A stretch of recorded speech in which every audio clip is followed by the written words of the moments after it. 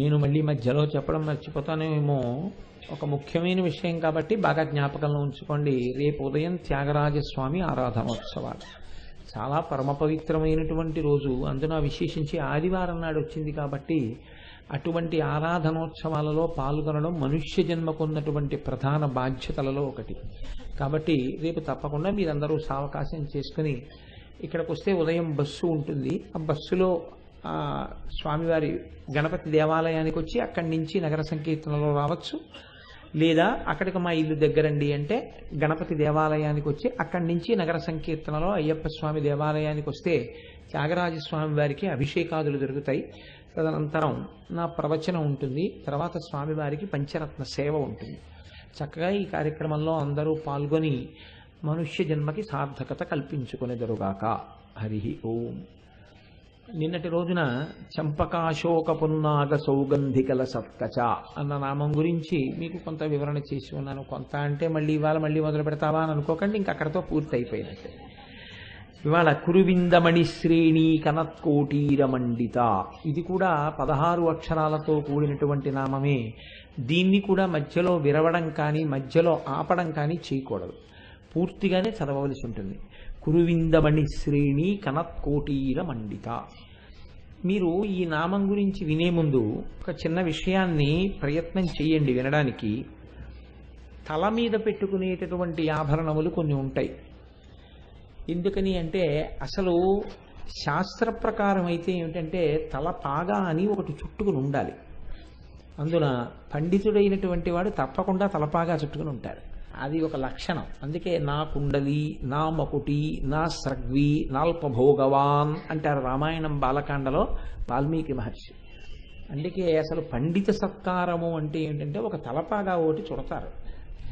అది తలపాగా చుట్టడం ఒక మర్యాద. అలాగే కంచుకములు తలకట్లును కాంచన భూషాంబరములు మెరయగ గోపకు లేతించిరి మంచి పదార్థములు కొనుచు మాధవు చూడన్.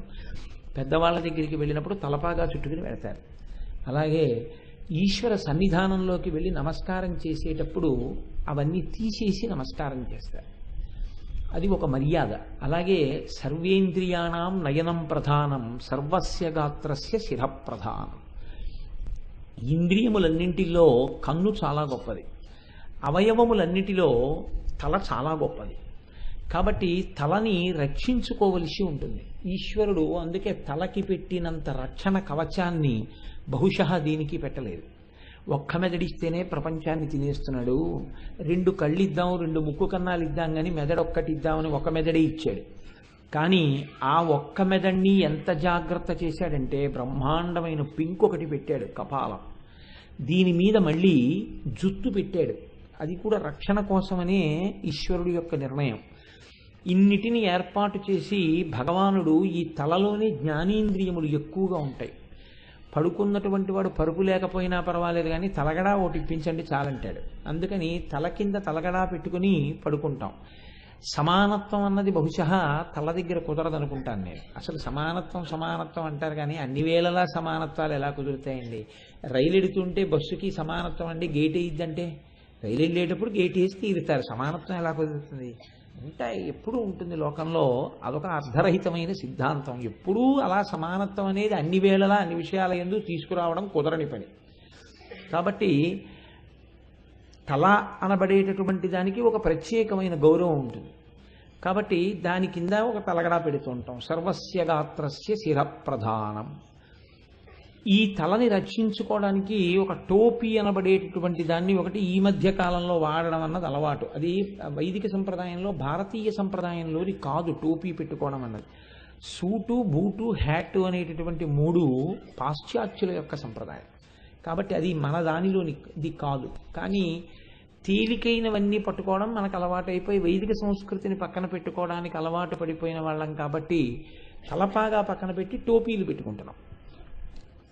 కనుక టోపీ అనేటటువంటిది కాదు, తలపాగా పెట్టుకోవడం అనేటటువంటిది ఉంది. తలపాగా అందరూ పెట్టుకుంటారు. కానీ ఇప్పటికీ మీరు చూడండి, ఉత్తర భారతదేశం వెడితే కొన్ని రాష్ట్రాలలో ఉండేటటువంటి వాళ్ళు పంచె కట్టుకోవడం, లాల్చీ వేసుకోవడం ఎంత ప్రధానమో టోపీ పెట్టుకోవడం కూడా అంతే ప్రధానంగా ఉంటుంది. మీకు మహారాష్ట్రలో ఈ సంప్రదాయం చాలా ఎక్కువగా కనపడుతుంది. వాళ్ళు మల్లె పువ్వు లాంటి టోపీలు పెట్టుకు తిరుగుతుంటారు చక్కగా. బహుశా కొత్తల్లుడికి కూడా టోపీ పెడతారేమో అనుకుంటున్నాను నేను పండగకు వస్తే అక్కడ. అందుకని అక్కడ టైలర్ల దగ్గర బహుశా ఒంటి కొలతలతో పాటు తల కొలతలు కూడా ఉంటాయేమో టోపీ కూడా కుట్టడానికి. అందుకని టోపీ అనేది ఒక సంప్రదాయంగా అంతర్లీనంగా ఉంది. టోపీ వేరు, తలని రక్షించుకోవడానికి పెట్టుకునేవి వేరు. యుద్ధానికి వెళ్ళినటువంటి సైనికులు కూడా శిరస్సుని రక్షించుకోవడం కోసమని ఒక రకమైన పరికరాన్ని తగిలించుకుంటారు. దాన్ని హెల్మెట్ అంటే ఏమైనా పెద్ద దోషమేం లేదేమో, అటువంటి దాన్ని ఒకదాన్ని శిరస్త్రాణము అంటారు. అంటే శిరస్సుని రక్షించుట కొరకు ఉపయోగింపబడేటటువంటి సాధనం ఇది. అన్ని స్థాయిలలో ఉన్న వాళ్ళు అందరూ తల మీద పెట్టుకుంటారు. కానీ తల మీద పెట్టుకునేటటువంటిది కిరీటము అని ఒకటి ఉంటుంది. ఆ కిరీటము ఎవరు పడితే వాళ్ళు పెట్టుకోకూడదు. నేను కూడా కిరీటం పెట్టుకుంటానండి అంటే ఇప్పుడైతే ఒప్పుకుంటారేమో, కానీ పూర్వకాలంలో అలా ఒప్పుకునేవారు కాదు. కిరీటము పెట్టుకున్నాడు అంటే గుర్తేమి అంటే ఇప్పుడు పరిపాలకుడు అని. అందుకే అన్నిటికన్నా మూర్ధాభిషిక్తుణ్ణి చేసినప్పుడు, రాజ్యపాలనాధికారం ఇచ్చినప్పుడు ఆ తలలో ఉన్నటువంటి ఆలోచనలే ప్రజల యొక్క యోగక్షేమములకు కారకమవుతాయి కనుక ఆయన యందు విష్ణువాంశని గౌరవించి పరిపాలనాధికారాన్ని తలకి కిరీటం పెట్టేవారు. కిరీటం లేకుండా ప్రభువు సభామంటపంలోకి రాడు, కిరీటం పెట్టుకునే వస్తాడు. పరమ పూజనీయమైనటువంటి వస్తువులలో రాజ్యాధికారంలో మొట్టమొదటిది ఏది అంటే కిరీటమే. ఆ కిరీటాన్ని అంత ప్రోక్షణ చేస్తారు, అంత భద్రంగా ఉంచుతారు. దాన్ని సమంత్రకంగా తీసుకొచ్చి తల మీద అమరుస్తారు. తర్వాత రాజదండాన్ని చేతికిస్తారు. కిరీటము లేనివాడు ప్రభువు కాడు, కిరీటము పెట్టుకుని పరిపాలన చేస్తారు. కాబట్టి కిరీటం అనగా ఏమి? పరిపాలనకు గుర్తు. అమ్మవారు కూడా కిరీటం పెట్టుకుంది. కాబట్టి మనం ఏమంటున్నామంటే అమ్మవారిని చూసి, అమ్మా కురువిందమణి శ్రేణీకనత్కోటీర మండిత, నీ తల మీద పద్మరాగమణులతో తయారు చేయబడినటువంటి కిరీటము ప్రకాశించుచున్నది, లేదా పద్మరాగమణులతో ప్రకాశించుచున్నటువంటి కిరీటమును ధరించి ఉన్నదానా.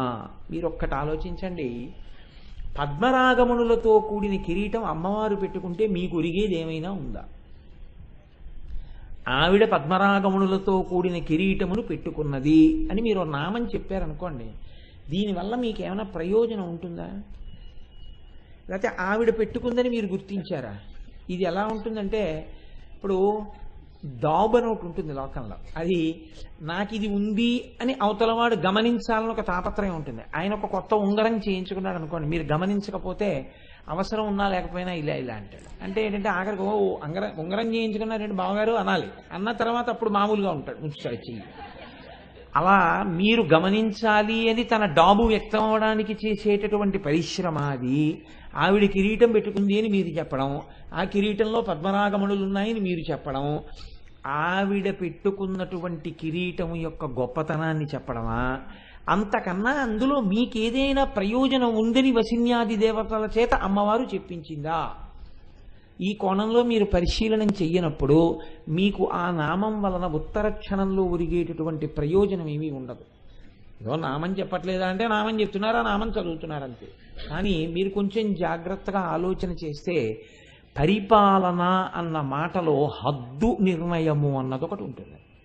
మీరు చూడండి, అందుకే నేను చదువుకున్న చదువుతో తన సంస్థలో ఏ పని చేయించుకోవడానికి అవకాశం ఉన్నది నిర్ణయించుకుంటాడు ఒక సంస్థ యజమాని. ఈయన బీకామ్ పాస్ అయ్యారు, post graduate diploma in industrial relations personal management pass అయ్యారు, ఈయనతో మనం ఈ పని చేయించుకోవచ్చు. ఆయన నాకు ఒక అధికార పత్రం ఇస్తాడు, నువ్వు నా సంస్థలో ఈ హోదాతో ఉద్యోగం చేయవచ్చు, నీకు నెలకింత ఇస్తాను అని చెప్తూ ఆఖరణ ఒక పారాగ్రాఫ్ రాస్తారు. Your services are liable to be dismissed at any moment without assigning any reason whatsoever. నీ సేవలను మేము ఏ జీతం ఇచ్చి ఉపయోగించుకుంటున్నామో ఆ సేవలను ఏ కారణం చేత ఎప్పుడైనా నీకు కారణం చెప్పకుండా తొలగించగలిగిన అధికారం మేము ఉంచుకుంటున్నాం. ఇప్పుడు మీరు ఒక్క విషయం ఆలోచించండి, పరిపాలనమునందు ఆయన ఎక్కడో కూర్చుని ఉండొచ్చు, మీకు ఇచ్చిన పని ఏం చేస్తున్నారన్నది ఆయన రెండు రకాలుగా గమనిస్తాడు. ఒకటి, మీరు చేస్తున్న పని సంస్థ యొక్క ప్రయోజనానికే పనికొస్తోందా, మీ వ్యక్తిగతమైన పనికి పనికొస్తుంది. వ్యక్తిగత ప్రయోజనం కాదు సంస్థకి వెళ్ళిన తర్వాత, సంస్థ ప్రయోజనానికి మీరు పాటుపడడం ముఖ్యం. ఇది ప్రధాన లక్ష్యం. అందుకే ఎడ్విన్ బి ఫిలిపో అని ఆయన పర్సనల్ మేనేజ్మెంట్ రాస్తూ అమెరికన్ రైటర్ అంటాడు, an able personnel manager is a manager who can synchronize the individual objectives with that of the organizational objectives, simultaneously taking care of the individual needs of an employee అంటాడు. అంటే వ్యక్తిగతమైనటువంటి అభిరుచులను అవసరములను దృష్టిలో పెట్టుకుంటూ వ్యక్తిగతమైనటువంటి లక్ష్యములను సంస్థకు సంబంధించిన లక్ష్యములతో సమ్మిళితము చేసి సంస్థ ప్రయోజనములను సాధించి పెట్టుట యందు తన సిబ్బందిని నడిపించగలిగిన సమర్థత కలిగిన వాడు ఆయన నిజమైనటువంటి సమర్థవంతమైన పరిపాలకుడు అంటాడు ఎడ్విన్ బి ఫిలిపో. ఆయన ఎప్పుడో అన్నాడు, కానీ మనవాళ్ళు వసిన్యాది దేవతలు అమ్మవారిని స్తోత్రం చేస్తూనే కిరీటంలో అన్నారు. పరిపాలన అన్న మాటకు అర్థమేమి అంటే మీకు తెలియకుండానే మీ హద్దులను చూచుట. మీకు ఒక ఉద్యోగం ఇచ్చారనుకోండి, ఉద్యోగంతో పాటు అధికారం ఉంటుంది. ఇప్పుడు ఈ అధికారమును మీరు సద్వినియోగం చేస్తున్నారా దుర్వినియోగం చేస్తున్నారా రెండిటినీ యజమాని చూస్తాడు. ఏమంటే మన పని మనకి చేసేస్తున్నాడు కదా, వాడో 1000 రూపాయలు పుచ్చుకుంటే మనకెందుకు అని ఊరుకోడు. 5 పైసలు పుచ్చుకున్నా మిమ్మల్ని ఉద్యోగం నుంచి తీసేస్తారు. వాళ్ళు ఇచ్చిన జీతం తప్ప మీరు 1 కోటి రూపాయలు అవతల వాడికి సంస్థ చెల్లించవలసిన చెక్ మీరు ఇచ్చినా 5 పైసలు పుచ్చుకోవడానికి మీకు అర్హత లేదు. సంస్థ ఇచ్చిన జీతం పుచ్చుకోవడానికే మీకు అర్హత ఉంది. అది మీరు దాటినట్టు యజమాని గమనించాడనుకోండి, ఎప్పుడైనా ఉద్యోగంలోంచి తీసేయడం కాదు, కారాగారంలో పెట్టేసేయచ్చు. బహుశా నిన్నటి రోజు మీరు రిపబ్లిక్ డే ప్రసంగంలో భారత రాష్ట్రపతి ప్రసంగంలో కూడా ఈ అంశం ఇమిడి ఉంది, అవినీతిని గురించి. ఇది ఇప్పుడు చెప్పలేదు, వసిన్యాది దేవతలు ఎప్పుడో చెప్పారు. అవి మరిచిపోయి లోకం ఇవాళ కొత్తగా ప్రసంగాలు చేసుకోవలసి వస్తుంది అధికారులు. అసలు వాటిని అనుసంధానం చేసుకుంటే ఈ ప్రసంగాల అవసరాలు ఉండవు. కాబట్టి చూడండి, మీ అధికారము యొక్క హద్దు చూడబడుతూ ఉంటుంది యజమాని చేత. వీడు నేను చెప్పిన పనిని చెప్పినట్టు చేసేస్తున్నాడా, లేకపోతే వీడికి ఈ ఇవ్వడంలో చెయ్యడంలో స్వప్రయోజనాన్ని ఏదైనా చూసుకుంటున్నాడా. ఒక ఆయనకి ప్రతిరోజు ఒక 100 కోట్ల రూపాయలు చెల్లించగలిగినటువంటి అధికారాన్ని ప్రభుత్వం ఇచ్చిందనుకోండి. ఏ కారణం చేతో ఆయన ప్రభుత్వం ఇవ్వవలసిన డబ్బు ఒక 100 కోట్లు చెల్లిస్తూ ఉంటాడు, తన సంతకం పెట్టి చెక్ ఇస్తూ ఉంటాడు. ఇప్పుడు ఇది ప్రభుత్వం తరపున ఇలా ఇవ్వడానికే నేనున్నాను, ఇది ఇలా కూర్చుని ఇచ్చినందుకే నాకు జీతం వస్తోందని ఆయన ఇచ్చేస్తున్నాడు అనుకోండి, ప్రభుత్వం ప్రమోషన్ ఇచ్చేస్తుంది. ఇప్పుడు రోజు 100 కోట్లు నేను ఇస్తున్నాను కదా, కాబట్టి నేను అందులో ఒక 0.5% నేను పుచ్చుకుంటాను వాళ్ళు ఇస్తే అన్నాడు అనుకోండి, జైల్లో పెట్టేస్తాను. వాడు సంతోషంగా ఇచ్చాడండి అంటే నువ్వు పుచ్చుకోకూడదంట. Ignorance of law is no excuse. నాకు తెలియదండి ఈ విషయం అంటే కుదరదు. హోటల్లోకి వెళ్ళి బిల్లు చెల్లించాలని నాకు తెలియదండి, పెడతారు తిన్నాను అనుకున్నానంటే అంటే కుదరదు. అలాగే మీరు మీ అధికారపు హద్దుని దాటితే శిక్షించగలిగిన అంతర్లీన అధికారము ఎక్కడున్నదో అది కిరీటధారణ చేయబడినదని గుర్తు. కిరీటము పెట్టుకుని ఉన్నది అంటే కేవలము మీకు ఒక అధికారాన్ని ఇస్తుంది, శిక్షించే శక్తిని తన దగ్గర పెట్టుకుంటుంది. ఈ రెండింటి మధ్య గీసినటువంటి సరళ రేఖని, ఈ హద్దుల్ని ఆవిడ చూస్తూ ఉంటుంది. ఇది యథార్థమునకు కిరీటమునకు గుర్తు. ఇది మీరు ఇక్కడ జీర్ణం అయిందనుకోండి, మీ జీవన గతి మారుతుంది. ఇది అర్థం కాలేదనుకోండి, అప్పుడు ఏమవుతుందంటే ఆవిడ కిరీటం పెట్టుకుందని మీరు అర్థం చెప్తారు. ఆవిడ కిరీటం పద్మనాగమణులతో పెట్టుకుంటే మీకెందుకు, ముత్యాలతో పెట్టుకుంటే మీకెందుకు, దానివల్ల మీకేమైనా ప్రయోజనం ఒరిగిందా నాకు చెప్పండి? ఏమీ ఒరగలేదు. ఆయన ఆఫీసర్ గారు అనగానే మీకు 2 ఉండాలి. నన్ను జీతం ఇచ్చి పోషించేటటువంటి మహానుభావుడు కాబట్టి ఆయన మీ సీటు దగ్గరికి వస్తే మీరు లేచి నిలబడాలి. ఆయన కనపడగానే మీరు నమస్కారం చెయ్యాలి, ఆయన ఎందు విష్ణువాంశం ఉంది. 2, నేను ఏదైనా తప్పు చేస్తే నన్ను దండించగలిగినటువంటి వాడు భయం ఉంది. ఆయన యందు గౌరవము, ఆయన యందు భయము, ఈ 2 ఏకకాలమునందు ఉంటే ఆ 2 ఉండడానికి ఏ విధమైన అధికారము ఆయన యందు కేంద్రీకృతమైనదో ఆ అధికారమునకు గుర్తు ఆయన తల మీద ఉన్న కిరీటము.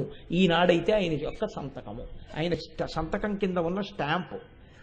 ఇప్పుడు రబ్బర్ స్టాంప్ వేస్తున్నాం, అప్పట్లో తల మీద ఉన్న కిరీటం దానికి గుర్తు. ఇందులో మీరు ఒక గమ్మత్తు గమనించండి. మీరు చెప్పారు బాగానే ఉందండి, ఇక్కడ వరకు మాకు అర్థమైంది, మీరు 10 మాటలు చెప్పక్కర్లేదు. ఒక ఉద్యోగి విషయంలో అతనికి ఇచ్చిన అధికారము అతను దాటకూడనిటువంటి పరిధి, ఈ రెండిటిని చూస్తూ ఉంటాడు అధికారి. బాగుంది. ప్రపంచం విషయంలో, మనందరి విషయంలో అమ్మవారు ఎలా చూస్తుంది? నేను దీని గురించి పెద్ద వ్యాఖ్యానం చేయకుండా మీకు తేలికగా అర్థమయ్యే ప్రయత్నం ఒకటి చేస్తాను, మీరు గుర్తుపట్టేస్తారు. మీరు చూడండి, అమ్మవారు మీకు నాలుక అని ఒకటి ఇచ్చింది. మీకంటే నాకు కూడా నష్టమండి. నాలుక ఒకటి ఇచ్చింది. దేనికి ఇచ్చింది నాలుక? మీకు నాలుక ఎందుకండి అని అడిగాను అనుకోండి, నీ మొహం ఇచ్చా తెలియదా నీకంటారు. నాలుక ఎందుకు ఇచ్చింది? ఏమా దానికి ఎందుకంత భయపడతారు మీరు? నాకు ఏదైనా చెప్పడానికి. నేను మీకు ఇన్ని చెప్తానే, రుచి చూడడానికి. ప్రధానం ఏమిటంటే నాలుక రుచిని చెప్తుంది. ఇప్పుడు మాటలాడడం అనేటటువంటిది, మాటలు రాని పిల్లవాడి నోటి మీద ఆవకాయ కారం పెడితే ఏడుస్తాడు. కాబట్టి ముందు మాట వచ్చిందా, రుచి తెలిసిందా? రుచి తెలిసింది. అంటే ప్రధాన ప్రయోజనం ఏది అంటే రుచి. రుచిని తెలుసుకోవడం నాలుక యొక్క ప్రధానమైన ఉద్దేశ్యం. మాటలాడని నాలుకలు కొన్ని ఉంటాయి లోకంలో, కానీ రుచి మాత్రం చెప్తాయి. రుచి చెప్పని నాలుక ఉండదు, మాటలాడలేని నాలుకలు ఉంటాయి. మీరు చూడండి లోకంలో. కాబట్టి నాలుక ప్రధాన ప్రయోజనమేమి అన్నప్పుడు రుచి చెప్పుట అన్నది ప్రధాన ప్రయోజనంగా చెప్పాలి. ఆ తర్వాత మాట్లాడడం చేత ధన్యత పొందుతాడు. రుచి రెండైపోతుందండో, అది గమ్మత్తు. రుచి రెండైతే మాట. రుచి యొక్క మొదటి స్వరూపం పదార్థము యొక్క రుచిని తెలుసుకోవడం. రుచి యొక్క రెండవ స్వరూపం భగవంతుని నామములో ఉన్న గొప్పతనాన్ని తెలుసుకోవడం. ఒక లడ్డు తింటే తీయగా ఉంటుంది, ఆవకాయ తింటే కారంగా ఉంటుంది, నిమ్మకాయ తింటే పుల్లగా ఉంటుంది అని చెప్పగలిగినట్టే రామనామం పలికినప్పుడు ఇంత తృప్తిగా ఉంటుంది అని చెప్పగలిగితే శ్రీరామ నీ నామం ఎంత రుచిరా, ఎంత రుచి, ఎంత రుచి, ఎంత రుచిరా. ఎప్పుడూ ఆవకాయ నిమ్మకాయ ఇవి తప్ప ఇంకోటి తెలియకపోతే వాడి ప్రారంభం. అప్పుడు రుచికి పనికొచ్చింది కానీ ఇంకో దానికి పనికి రాలేదు. అసలు ఈ రుచి ఎందుకు ఇవ్వాలి ఆవిడ? ఈ రుచి చూడడం అన్నది కానీ అమ్మవారు పెట్టలేదనుకోండి, మనకు ఒక వరం అయ్యి ఉండేది కదండి. అసలు కూరలు కొనుక్కోక్కర్లేదు, ఊరగాయలు పెట్టుకోక్కర్లేదు, చాలా సామాన్లు కొనుక్కోక్కర్లేదు.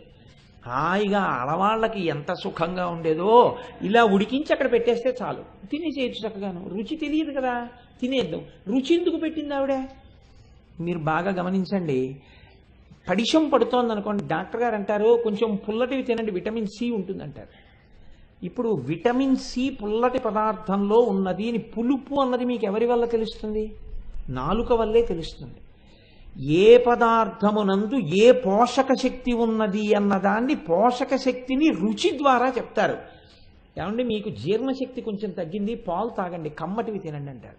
మీకు రక్తపోటు ఎక్కువగా ఉంది, మీరు కమ్మటి పదార్థాలే తీసుకోండి తప్ప కారంతో ఉన్నవి పులుపుతో ఉన్నవి తినకండి అంటారు. రుచితో చెప్తారు. ఇప్పుడు మీరు ఇది తినవచ్చు ఇది తినకూడదు అని దేని చేత నియంత్రించుకుంటారు? నాలుక చేత నియంత్రించుకుంటారు. ఇప్పుడు అమ్మవారు నాలుక ఎందుకు ఇచ్చినట్టు? మీరు జాగ్రత్తగా ఆలోచిస్తే మీ ఆరోగ్యమును జాగ్రత్తగా ఉంచుకోవడానికి ఇచ్చినట్టు కదండి. మీరు చాలా జాగ్రత్తగా మీరు గమనిస్తే నాలుక దేని కొరకు ఇచ్చినది? అందుకే ఈశ్వరుడే వైద్యుడిగా ఉంటాడు లోకంలో. ప్రథమో దైవ్యోభిషక్. లోపల అనారోగ్యం వస్తే ఈ అనారోగ్యం ఇది తినకుండా ఉంటే నీకు ఉండదు అని డాక్టర్ గారు చెప్తారు. అందుకే మందు పథ్యము రెండు చెప్తారు. మందు జబ్బు తగ్గిస్తుంది, మళ్ళీ పటమరించకుండా పథ్యం చెప్తారు. ఈ ట్యాబ్లెట్ వేసుకోండి బీపీ తగ్గుతుంది. పులుపు తినకండి మళ్ళీ రాకుండా ఉంటుంది. పులుపు అంటే ఏమిటండి డాక్టర్ గారు అని అడిగారు అనుకోండి, నా ప్రాణం తినకండి, అవి కూడా నేను ఎక్కడ చెప్పనంటారు. పులుపు అంటే మీకు తెలిసి ఎలా తెలిసిందండి? నాలుక అమ్మవారు రుచి చెప్పగలిగిన శక్తితో ఇచ్చింది కాబట్టి తెలిసింది. ఇప్పుడు మీరు కొంచెం జాగ్రత్తగా ఆలోచించండి. నాలుక దేని కొరకు వచ్చింది? మీ ఆరోగ్యమును నిలబెట్టుకొనుట కొరకు వచ్చింది. ఇది ఆవిడ మీకు ఇచ్చిన ఉద్యోగంతో పాటు ఇచ్చిన అధికారం. ఏమిటి అధికారం? నీ శరీర ఆరోగ్యము నిలబడడానికి కావలసినటువంటివి తిను. అమ్మవారు రుచి తెలుసుకుని బతుకు అన్నది అందుకు. నువ్వు 1 కోటి రూపాయలైనా రోజు చెల్లించు అనే అధికారం ఇచ్చింది ప్రభుత్వం. ఎలాగో రుచి తెలుసుకుని అనుభవించగలిగిన శక్తి అమ్మవారిచ్చింది. అధికారంతో ఆవిడ ఎందుకు ఇచ్చిందంటే నీ శరీరాన్ని జాగ్రత్తగా ఉంచుకోవడానికి. నువ్వేం చేస్తున్నావు? పరిధి దాటుతున్నావు. ఈ రుచికి తాదాత్మ్యత చెంది ఆరోగ్యాన్ని విస్మరించి రుచి కోసం తినడం మొదలెడుతున్నావు. ఇప్పుడు ఆవిడేం చేస్తోంది? నీకు ఒకదాని కొరకిస్తే నువ్వు ఒకదాని కొరకు లోకంలో ఉన్నవన్నీ తినేస్తున్నావు. అవన్నీ నువ్వు తినేయడానికి ఇవ్వలేదు, నీకు ఎంతవరకు అవసరమో అంతవరకు తిని ఆరోగ్యం నిలబెట్టుకోవడానికి ఇచ్చాను, అదే పనిగా తింటున్నావు. కాబట్టి ఇప్పుడు ఆవిడేం చేస్తుంది? తినకుండా ఉంచుతుంది మిమ్మల్ని. అదే వైద్యుడితో చెప్పిస్తుంది, నువ్వు ఇది తింటే చచ్చిపోతా ఉంటుంది. చచ్చిపోవడం అంటే ఇది పోతుంది అంటే వాడికి వెంటనే భయం మానేస్తాడు. ఇప్పుడు వాడికి రుచి ఇష్టం లేదని మీరు అనుకోకండి, వాడు రుచిని గెలిచి మానలేదు. మీరు లడ్డు ఎందుకు తినరండి ఇప్పుడు అన్నారనుకో, నా ప్రారంభం అండి షుగర్ అంటే షుగర్ లేకపోతే తినేస్తాడు. షుగర్ ఉంది కాబట్టి తింటలేదు. ఇప్పుడు ఏం చేసింది ఆవిడ అంటే విచ్చలవిడిగా నువ్వు ఏ ఇంద్రియాలు ఈ జన్మలో లేకపోవచ్చు, ఆ పాపం గత జన్మలలో ఉందన్నమాట. ఎక్కడో ఇంకొకరు తినవలసిన దాన్ని కూడా ఇంకొకరి పెట్టకుండా నువ్వు తినేసినవి ఉన్నాయో అవి ఈ జన్మలో కొంత ఆవిడ తగ్గించేస్తుంది, నీకు తీసేస్తుంది. కాబట్టి ఇప్పుడు దాన్ని నువ్వేం చేయాలి? ఈశ్వర ప్రసాదం చెయ్యాలి. ఈశ్వర ప్రసాదం అనుభవించినటువంటి డయాబెటిక్ పేషెంట్ ఏమంటాడంటే, ఈ తీపి నాకెందుకండి, నాకు అసలైన రుచి నాకు తెలుసు అంటాడు. అధరం మధురం వదనం మధురం మధురాధిపతే మధురం మధురం. నేను కృష్ణుడి పాదాలు చప్పరిస్తున్నా, నా తీపి ముందు ఈ తీపి ఎంత నాకు అక్కర్లేదంటాడు. ఇప్పుడు ఆయనకి ఈ తీపి వదిలిపెట్టేయడంలో తృణప్రాయంగా వదిలేస్తాడు. ఆయన్ని షుగర్ బాధించిందని మీరు అనుకుంటున్నారా? ఆయన పడితే కదా బాధ ఆయనకి. ఆయన పడని బాధ షుగర్ ఎలా బాధ పెడుతుంది? అందుకే జ్ఞాని వ్యాధికి సాక్షి, జ్ఞాని వ్యాధితో మమేకం కాడు. అజ్ఞాని వ్యాధితో మమేకం అవుతాడు, జ్ఞాని వ్యాధికి సాక్షిగా ఉంటాడు, అంతే తేడా. ఇది గత జన్మలలో చేసిన పాపం ఈ జన్మలో జ్ఞానానికి హేతువు చేస్తుంది ఆవిడ. గత జన్మలలో చేసిన పాపానికి ఈ జన్మలో చేసిన పాపానికి నువ్వు హద్దు మీరిన దానికి శిక్షగాను వేస్తుంది ఆవిడ. కాబట్టి ఇప్పుడు ఏమైంది? రసేంద్రియం శరీర పోషణకి ఉపకరణం. నువ్వు హద్దు మీరితే నీ బాధకి కూడా హేతువు. నీ కుటుంబాన్ని పోషించుకోవడానికి ఆ ఉద్యోగం, సమాజంలో ఈయన ఫలానా అధికారిని 10 మంది చేత నమస్కరింపబడడానికి హేతువు. నువ్వు హద్దులు మీరావు. ఉద్యోగంలో లంచాలు తింటే ఈయనేనంటే 6 నెలలు జైల్లో పెట్టారని చెప్పారు. ఉద్యోగంలో ఈ మధ్యకాలంలో మిమ్మల్ని అధికారంలోంచి తీసేశారు, మీ ఇంట్లో బంగారం బిస్కెట్లు బయటపడ్డాయని పేపర్లో పడింది, మీరేనేంటి అన్నాడు అనుకోండి. పెళ్లి సంబంధానికి వెళ్ళేటప్పటికీ సిగ్గుతో తలంచుకుంటాడు. ఎక్కడొచ్చింది తేడా అంటే, అధికారం ఇచ్చిన వారెవరో అధికారము యొక్క హద్దులు దాటినప్పుడు గమనిస్తున్నవారు కూడా వారే. అది కిరీటం అంటే. ఈశ్వరుడు శరీరమునందు కామం ఇచ్చాడు మనస్సుకి. మీరు జాగ్రత్తగా ఆలోచించండి. ఒక ఆయన అడిగాడు, అసలు మనస్సుకి కామం అన్నది ఉండి ఉండకపోతే అసలు ఇన్ని అల్లర్లు ఎందుకు జరుగుతాయండి లోకంలో? ఇన్ని మానభంగాలు, ఇంత వెర్రి చూపులు, ఈవి టీజింగులు, ఇవన్నీ ఎందుకుంటాయి? అసలు కామం అన్నది ఇవ్వకపోతే గొడవ వదిలిపోయేది కదండి. ఎందుకు ఇచ్చినట్టండి ఈశ్వరుడు? ఇవ్వడం ఎందుకు? అది శత్రువు అండం ఎందుకన్నాడు. శత్రువు చేసుకున్నవాడివి నువ్వు, ఈశ్వరుడు దాన్ని నీకు ఇచ్చింది స్నేహితుడిగా ఇచ్చాడు. కామం దేనికి ఇచ్చాడంటే, నీ వంటి ప్రాణిని నువ్వు వేరొకరిని సృష్టించడానికి ఇచ్చాడు. ఆ కామం ఉంది కాబట్టే నువ్వు పితృరుణం తీర్చుకుంటున్నావు, నీ వంటి ఇంకొక ప్రాణిని సృష్టిస్తున్నావు. రఘుమహారాజు గారి గురించి కాళిదాసు గారు రఘువంశ కావ్యం రాస్తూ శ్లోకం చెప్పారు. త్యాగాయ సంభృతార్థానాం సత్యాయ మితభాషిణాం యశసే విజిగీషూణాం ప్రజాయై గృహమేధినాం. ఇది రఘుమహారాజు గారి గొప్ప అన్నారు. త్యాగాయ సంభృతార్థానాం రఘుమహారాజు గారు సంపాదిస్తాడు. ఎందుకు? దానం చేయడానికి. సత్యాయ మితభాషిణాం తక్కువ మాట్లాడతాడు. ఏం మాటలు రావా? ఎక్కువ మాట్లాడితే ఏమైనా అసత్య దోషం వస్తుందేమో అని ఎక్కువ మాట్లాడ్డాడు. యశసే విజిగీషూణాం మహారాజు కాబట్టి కీర్తి ఉండాలి, అందుకని దండయాత్ర చేస్తుంటాడు. ప్రజాయై గృహమేధినాం గృహస్థాశ్రమంలో ఉన్నాడు. ఎందుకు? తనలాంటి ప్రాణులను తాను కనాలి కాబట్టి భార్యలతో కలిసి సంసారంలో ఉన్నాడు. ఇప్పుడు ఈ కామమునకు ఒక హద్దు ఉంది. ఈ కామాన్ని మీరు మీ స్నేహితుడిగా వాడుకుని మీ ధర్మపత్ని యందు కామాన్ని ఉంచుకుంటే అది మీకు పురుషార్థమైపోయింది. మీ పితృరుణం తీరడానికి, మిమ్మల్ని ఉన్నతలోకాలకి పంపడానికి కొడుకనేటటువంటి అర్థమును కటాక్షిస్తోంది. అమ్మవారు కామమును ఇచ్చింది కదా అని దాన్ని విశృంఖలత్వంలోకి తీసుకెడితే, రామాయణంలో అమ్మవారు అంటుంది, ఈ బలం ఎంతకాలమో తెలుసా రావణ? నీ మలము మూత్రము నువ్వు విసర్జించగలిగినంత కాలమే అంది. ఒకనాడు అమ్మవారు ఏం చేస్తుందంటే, శక్తినిచ్చానని కదా తిరిగావు, ఇప్పుడు 2 శక్తులు తీసేస్తున్నాను ఇచ్చిన దాన్నే కాబట్టి. నీ మలము నీవు వెళ్ళి విసర్జించలేవు, నీ మూత్రము నీవు వెళ్ళి విసర్జించలేవు, వేరొకరు తీయవలసి ఉంటుంది. అంతే, అయిపోయింది వాడి బతుకు. బస్, నేను ఇంక చెప్పక్కర్లేదండి. భార్య అయినా సరే అలా చూసి ఓ 2 నెలలు చేస్తారు, 3 నెలలు చేస్తారు, ఇంకా విసిగెత్తిపోయి అంటారు, అబ్బా ఇంకా ఇంత బాధపడే కన్నానండి. అప్పుడు నువ్వు బతికున్నట్ట చచ్చిపోయినట్ట? ఇచ్చిన శక్తిని సద్వినియోగం చేసుకుని ఉంటే పువ్వు వెళ్ళిపోయినట్టు ఈ లోకంలోంచి వెళ్ళిపోయి ఉండుండేవాడి. వెళ్ళిపోవడం ఎలాగో తథ్యం కాబట్టి. అందుకే అన్నీ తెలుసున్న వాడికి అమావాస్య మరణం, ఏమీ తెలియని వాడికి ఏకాదశి మరణం అని ఎందుకు వచ్చిందో తెలుసా అండి? ఏమీ తెలియని వాడికి ఒక్కటి తెలుసు, భగవంతుడి పట్ల భక్తితో బతకడం. అందుకని వాడు హద్దు మీరలేదు. అన్నీ తెలుసు కాబట్టి ఏది చేసినా ఎలా సమర్థించుకుందామని సమర్థించుకోవడానికి వీలుగా తప్పులు చేశాడు, పతనావస్థని పొందాడు. కాబట్టి నీ ప్రవర్తనకి ఒక నియతి ఉన్నది.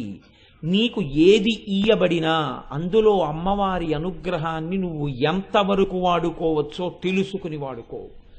మించి వాడుకుంటే ఉత్తర క్షణంలో అమ్మవారు శిక్ష కూడా వెయ్యగలదు.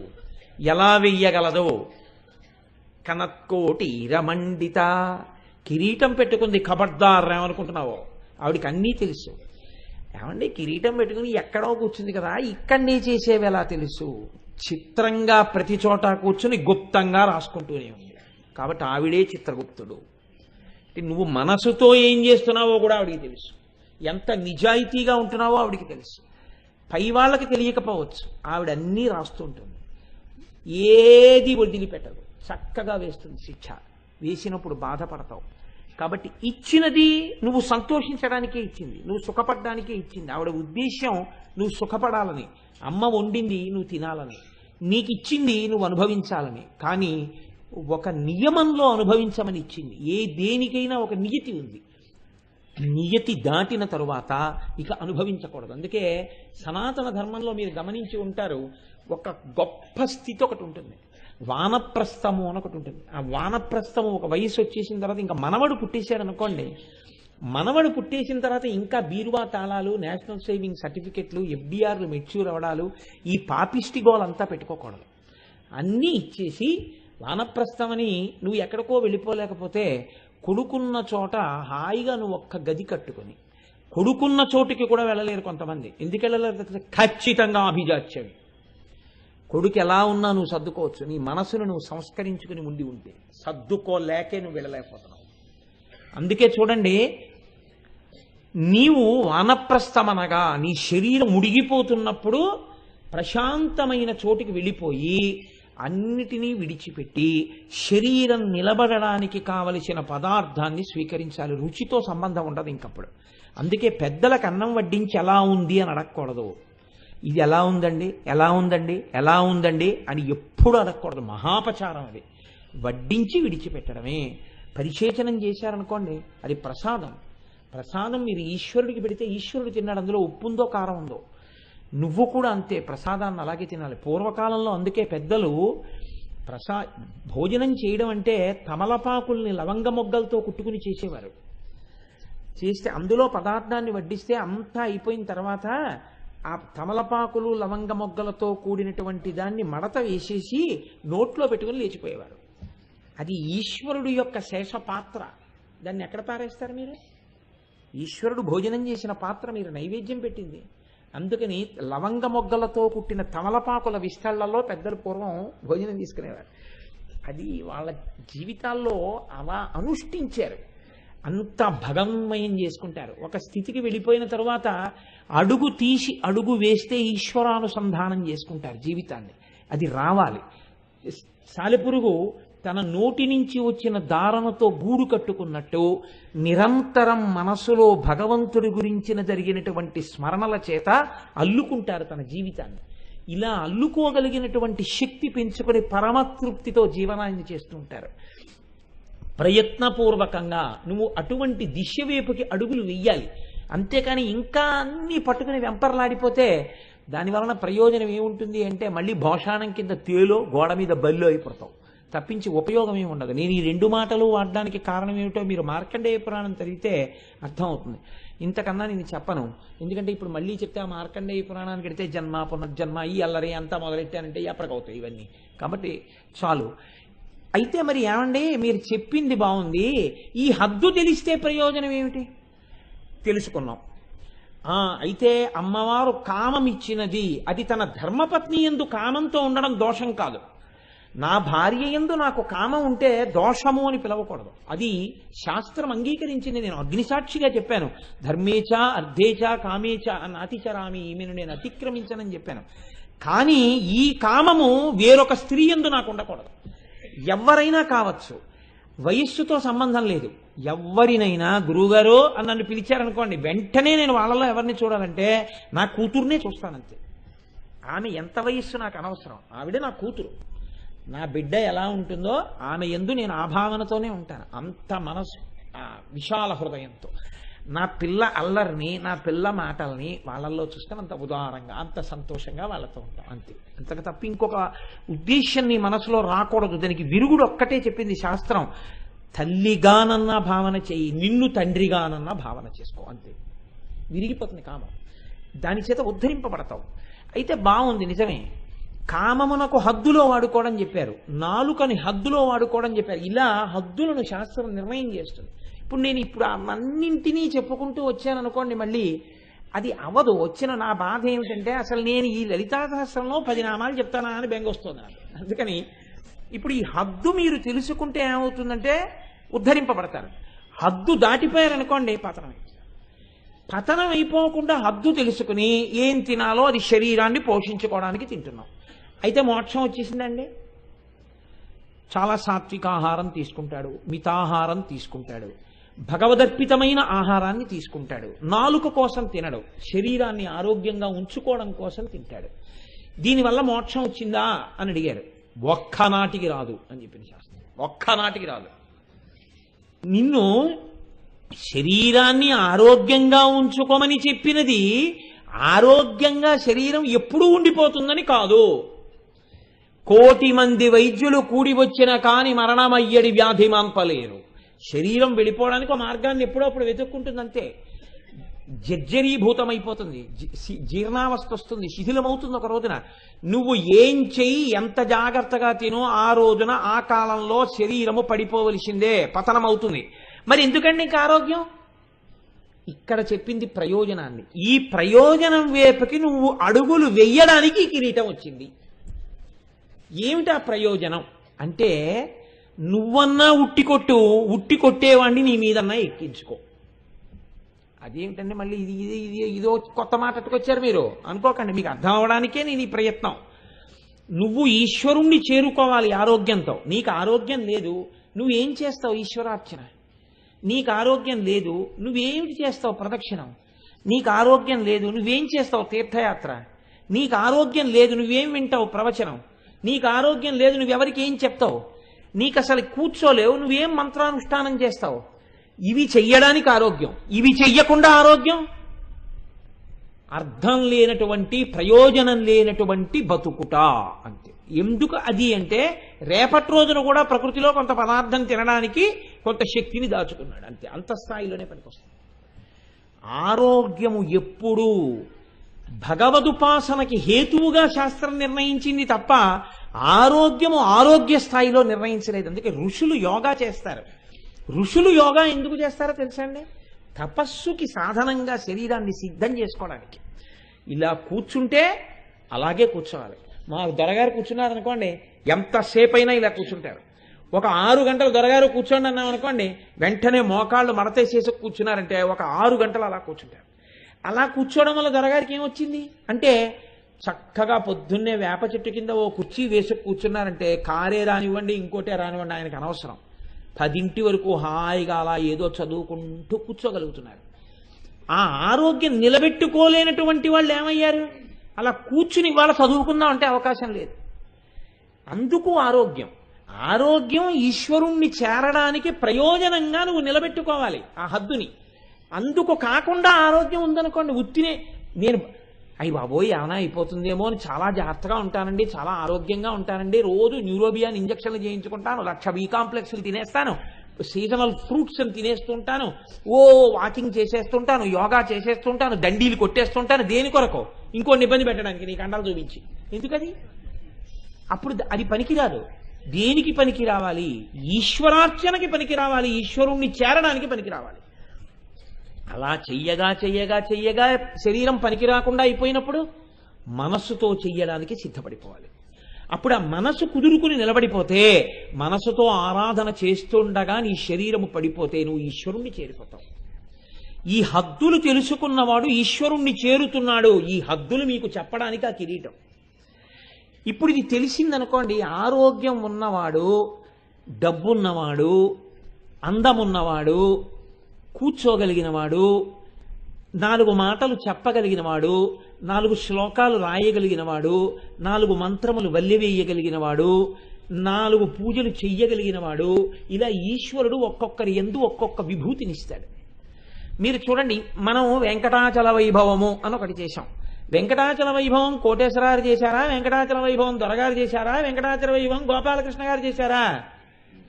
వాళ్ళు ముగ్గురు చేసుకోలేదు. మీరు నేను అందరం కలిసి వెంకటేశ్వరుణ్ణి సేవించుకున్నాం. అందులో ఒకడు ముందు నించున్నాడు, పేరు వాడిది, కానీ అందరూ సేవించారు, వాడి ద్వారా అందరూ సేవించారు. కోటేశ్వరారు ప్రవచనం చేశారు, కోటేశ్వరరావు గారు అందులో ప్రధాన పాత్ర వహించారని మీరు అనుకోవచ్చు, గోపాలకృష్ణ గారు ప్రధాన పాత్ర వహించారని మీరు అనుకోవచ్చు. గోపాలకృష్ణ గారు తన కొరకు చేసుకోలేదు, గోపాలకృష్ణ గారు మనందరి కొరకు చేశారు. ఈశ్వరుడు ఎంచుకుంటాడు అలాంటి వాళ్ళని. నేను ఇవాళ మాట వరుస వచ్చింది కాబట్టి చెప్తున్నాను, వ్యక్తుల్ని పొగడ్డం నా ఉద్దేశ్యం కాదు. మా దొరగారితో నా పరిచయం ఒక 10 సంవత్సరాల క్రితం. దొరగారితో నేను పరిచయం పెట్టుకోవడానికి కారణం ఒకటే, నేను వారి దగ్గరికి వెళ్ళింది అద్దింటి కోసం. నేను ఆయన్ని చూసి సంతోషించింది వేరొక కారణానికి. నేను ఈయన దగ్గరికి 3 రోజులుగా వస్తున్నాను, బొట్టు లేకుండా ఒక్కనాడు ఈయన్ని చూడలేదు. బొట్టు ఎందు ఇంత శ్రద్ధ ఉన్నవారంటే సనాతన ధర్మమునందు చాలా పూనికున్నవారు. ఇది నన్ను దొరగారికి దగ్గర చేసింది. ఈ దగ్గర చేయడం ఏమైంది, ఒకనాడు సంపూర్ణ రామాయణం అయ్యప్ప స్వామి దేవాలయంలో చెప్పాలని నేను నిర్ణయం చేసుకోలేదు. మీకు నేను యథార్థం చెప్తున్నాను. నేను ఇంకొక చోట చెప్పడానికి నిర్ణయం చేసుకుని, నాకు దొరగారి యందున్న గౌరవంతో దొరగారి దగ్గరికి వెళ్ళి, దొరగారు సంపూర్ణ రామాయణం ఫలానా చోట చెప్పాలని నిర్ణయం తీసుకున్నారని చెప్పాను. దొరగారు అన్నారు, వీల్లేదు, మీరు అయ్యప్ప గుళ్ళో చెప్పాలన్నారు. నేను చెప్పనన్నాను. ఎందుకు చెప్పరన్నారు? నాకు అసలు ఆ గుడి తెలియదు, నా గుళ్ళో వాళ్ళు ఎవరూ తెలియదు, నేను రానక్కడికన్నారు. అంటే దొరగారు అన్నారు, అక్కడ గోపాలకృష్ణ గారు ఉన్నారు, మీరు చెప్పాలన్నారు. గోపాలకృష్ణ గారు ఎవరన్నారు? నాకు తెలియదు, నాకు పెద్ద పరిచయం లేదు, కానీ నేను ఆయన్ని 1-2 సందర్భాల్లో చూశాను. మహానుభావుడు, నిష్కళంకుడు, తన కోసమన్న కోరిక లేనివాడు, 10 మందిని తరింప చెయ్యాలన్న తాపత్రయం ఉన్నవారు, 5 పైసలు తన కొరకు వాడుకోరు. ఎంతమంది పూజ చేసుకున్నా తన భార్యని కూడా కూర్చోపెట్టి కనీసం గోత్రనామాలు చెప్పించి చేయించారు. ఆ టిక్కెట్ మీద ఇంకోళ్ళు కూర్చుంటారని అవకాశం ఇస్తారు. అటువంటి వ్యక్తి అక్కడ ఉన్నారు కాబట్టి చక్కగా జరుగుతుంది. ఆయన్ని నమ్మి మీరు అక్కడ చెప్పండి అన్నారు. గోపాలకృష్ణ గారు ఎవరో నాకు తెలియదు. ఇక్కడ రామాయణం మొదలెట్టాను, తర్వాత గోపాలకృష్ణ గారు అనబడేటటువంటి ఇంకొక వజ్రం నాకు దొరికింది. చూడండి, ఇది ఉట్టి కొట్టడం అంటారు. ఉట్టి కొట్టడం అంటే ఏమిటో తెలుసా అండి? మనకి ఉట్టి కొట్టడం అనే సంబరం ఉంటుంది. ఈ సంబరంలో ఏం చేస్తారంటే ఉట్టిని కిందకి పైకి లాగుతూ ఉంటారు కావాలని. కొంతమంది ఏం చేస్తారంటే కర్ర పట్టుకుని పరిగెడతారు ఆ ఉట్టిని కొట్టడానికి. దగ్గరకు వెళ్ళేంత వరకు ఉట్టిని కింద కూర్చుతారు. వీడు వెళ్ళి ఉట్టి దొరికేసింది కదా అని ఎగిరి కర్ర పెట్టి కొట్టబోతాడు. వాళ్ళు ఏం చేస్తారంటే ఉట్టి లాగేస్తారు, ఆ ఉట్టి పైకి వెళ్ళిపోతుంది. వీడేం చేస్తాడంటే ప్రయత్నం అంతా వృధా అయిపోయి ముందుకు పడిపోయి అందరూ గేలి చేస్తారు, ఒరే కొట్టలేకపోయామంట అన్న తర్వాత వీడు మళ్ళీ వెనక్కి వెళ్ళిపోతాడు. ఇంకోడు బయలుదేరుతాడు, వాడు అంతే, ఎవరు కొట్టలేరు ఆ ఉట్టి. ఎందుకంటే లాగేసే వాళ్ళే ఉంటుంది ఆ శక్తి, లేకపోతే మొదటి వాడికే దొరికిపోతుంది ఆ ఉట్టి. లాగేవాడు తెలివైన వాడు, ఆడేవాళ్ళు ఎటువంటి వాళ్ళైనా గోల్ కీపర్ ముఖ్యమైన వాడు. ఉట్టి కొట్టడంలో లాగేవాడిది ప్రధాన పాత్ర. అప్పుడు ఏం చేస్తారంటే, ఉట్టి కొట్టడం అంటే ఒక్కడు కొట్టకూడదు ఎప్పుడు. అప్పుడు ఏం చేస్తారంటే ఒక 12-11 మంది బయలుదేరుతారు. బయలుదేరి గబగబా వెళ్ళి ఒక 5గురు నిలబడతారు. నిలబడి ఎడమ చేతులు కలుపుకుంటారు. కలుపుకుని ఉట్టి పైన ఉందనుకోండి, వాడు ఎక్కడికి లాగలడు? ఇక్కడే పైకి లాగలడు. అంతేగాని ఉట్టిని ఇక్కడ ఉన్నదాన్ని అక్కడికి మాత్రం వాడు తీసుకెళ్ళలేడు. ఇక్కడే మీకు అందకుండా లాగుతున్నాడు. 5గురు వెళ్ళి ఉట్టి కింద నించుని ఎడం చేతులు పట్టుకుంటారు. కుడి చేయి ఖాళీగా ఉంచుతాడు ఈ చివర ఆయన. ఇప్పుడు ఈ 5గురు పట్టుకున్న తర్వాత ఇంకో 4 పరిగెత్తుకుంటూ వచ్చి పట్టుకున్న ఎడం చేతుల్లో కాళ్ళేసి వీళ్ళ భుజాలు ఎక్కుతారు. ఎక్కి 5గురి మీద 3 నించుంటారు. ఈ భుజం మీద ఈ భుజం మీద అలా కాళ్ళేసి నించుని వాళ్ళేం చేస్తారంటే వాళ్ళు కూడా చేతులు ఇలా పట్టుకుంటారు. ఇంకో 2 పరిగెత్తుకొచ్చి వీళ్ళ చేతిలో కాలేసి వాళ్ళ చేతిలో కాలేసి పైకెక్కి ఆ 3 మీద 2 నించుంటారు. ఇప్పుడు ఆ 2 మీద ఒకడు నించోవాలి. వాడి ఈ చేతుల్లోంచి ఎక్కడం ఈ కుడి చేతులు ఇలా పెడతారు. పెడితే మెట్లు ఎక్కినట్టు వాడు వాళ్ళ భుజాలు పట్టుకుని వాళ్ళు కదలకుండా స్తంభాల నిలబడిపోతారు. వీడేం చేస్తాడంటే ఈ కుడి చేతి మించి మెట్లు ఎక్కినట్టు ఎక్కేసి ఆ పైన 2 మీద 2 భుజాల మీద నిలబడతాడు. ఇప్పుడు వాడికన్నా ఉట్టి కిందకుంటుంది.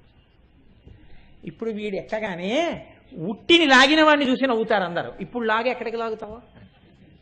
అప్పుడు వాడు ఏం చేస్తాడంటే అలాగే నిలబడతాడు. ఈయన ఏం చేస్తాడంటే ఉట్టి కొట్టేస్తాడు. పెరుగు పాలు అందరి మీద పడతాయి అందులో ఉన్నవి. అప్పుడు అందరూ జేజేలు కొడతారు. వీళ్ళు జాగ్రత్తగా ముందు పైవాడు దిగే లోపల ఉట్టి కొట్టేశామని కింద 5గురు కదలరు. మీరు గమనించాలి. పైవాడు మళ్ళీ కిందకు వచ్చేస్తాడు, తర్వాత 2 వచ్చేస్తారు, తర్వాత 3 వచ్చేస్తారు, తర్వాత 5గురు కదులుతారు. సనాతన ధర్మం యొక్క గొప్పతనం ఏంటంటే మనం ఇంద్రియాలని ఎలా వాడుకోవాలో తెలుసుకుని చెయ్యి కలుపుకోవాలి. అందుకు భజన వచ్చింది, అందుకు కీర్తన వచ్చింది, అందుకు ప్రవచనం వచ్చింది, అందుకు సామూహిక కార్యక్రమాలు వచ్చాయి. అందరం కలిసి ప్రయాణించాలి. అందరం చెయ్యి పట్టుకుంటే ఉట్టి కొట్టిన వాడు ఎవడో ఒకడే కొడతాడు, కానీ వీళ్ళు లేకపోతే వాడు ఉట్టి కొట్టలేడు.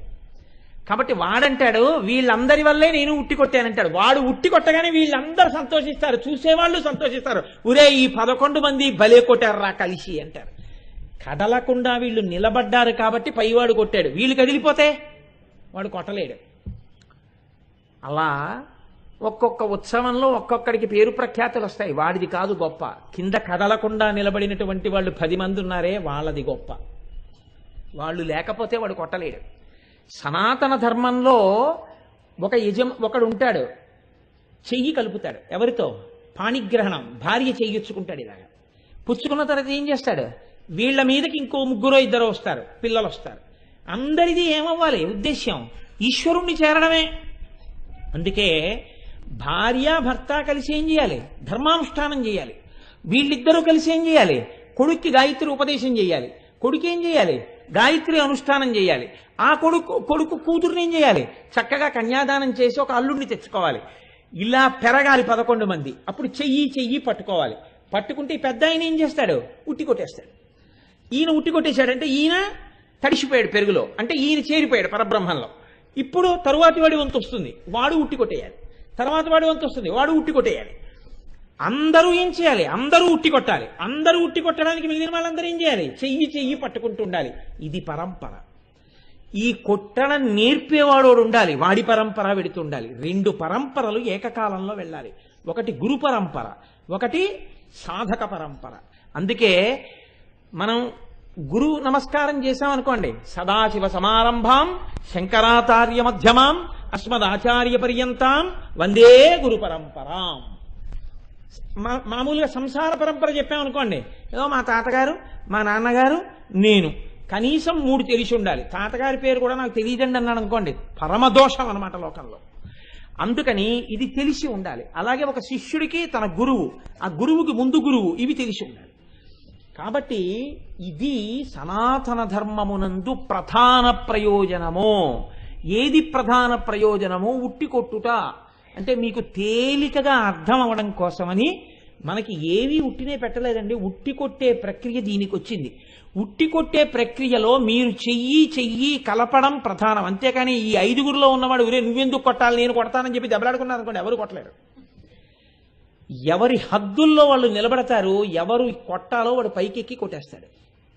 అలా అందరం ఎవరి యొక్క హద్దుల్లో వాళ్ళ ఉండి హద్దులు తెలుసుకుని చెయ్యి కలుపుకున్నాం అనుకోండి, కలుపుకుంటే ఈ హద్దు తెలుసుకుని ఈశ్వరార్చన వైపుకి అందరం ఏకోన్ముఖమైతే అందరం చేరేది ఈశ్వరుణ్ణే. ఈ హద్దు తెలుసుకోకపోతే వాడు తాను పాడవడమే కాకుండా ఉట్టి కొట్టే వాళ్ళని కూడా పాడు చేస్తాడు. ఎందుకని?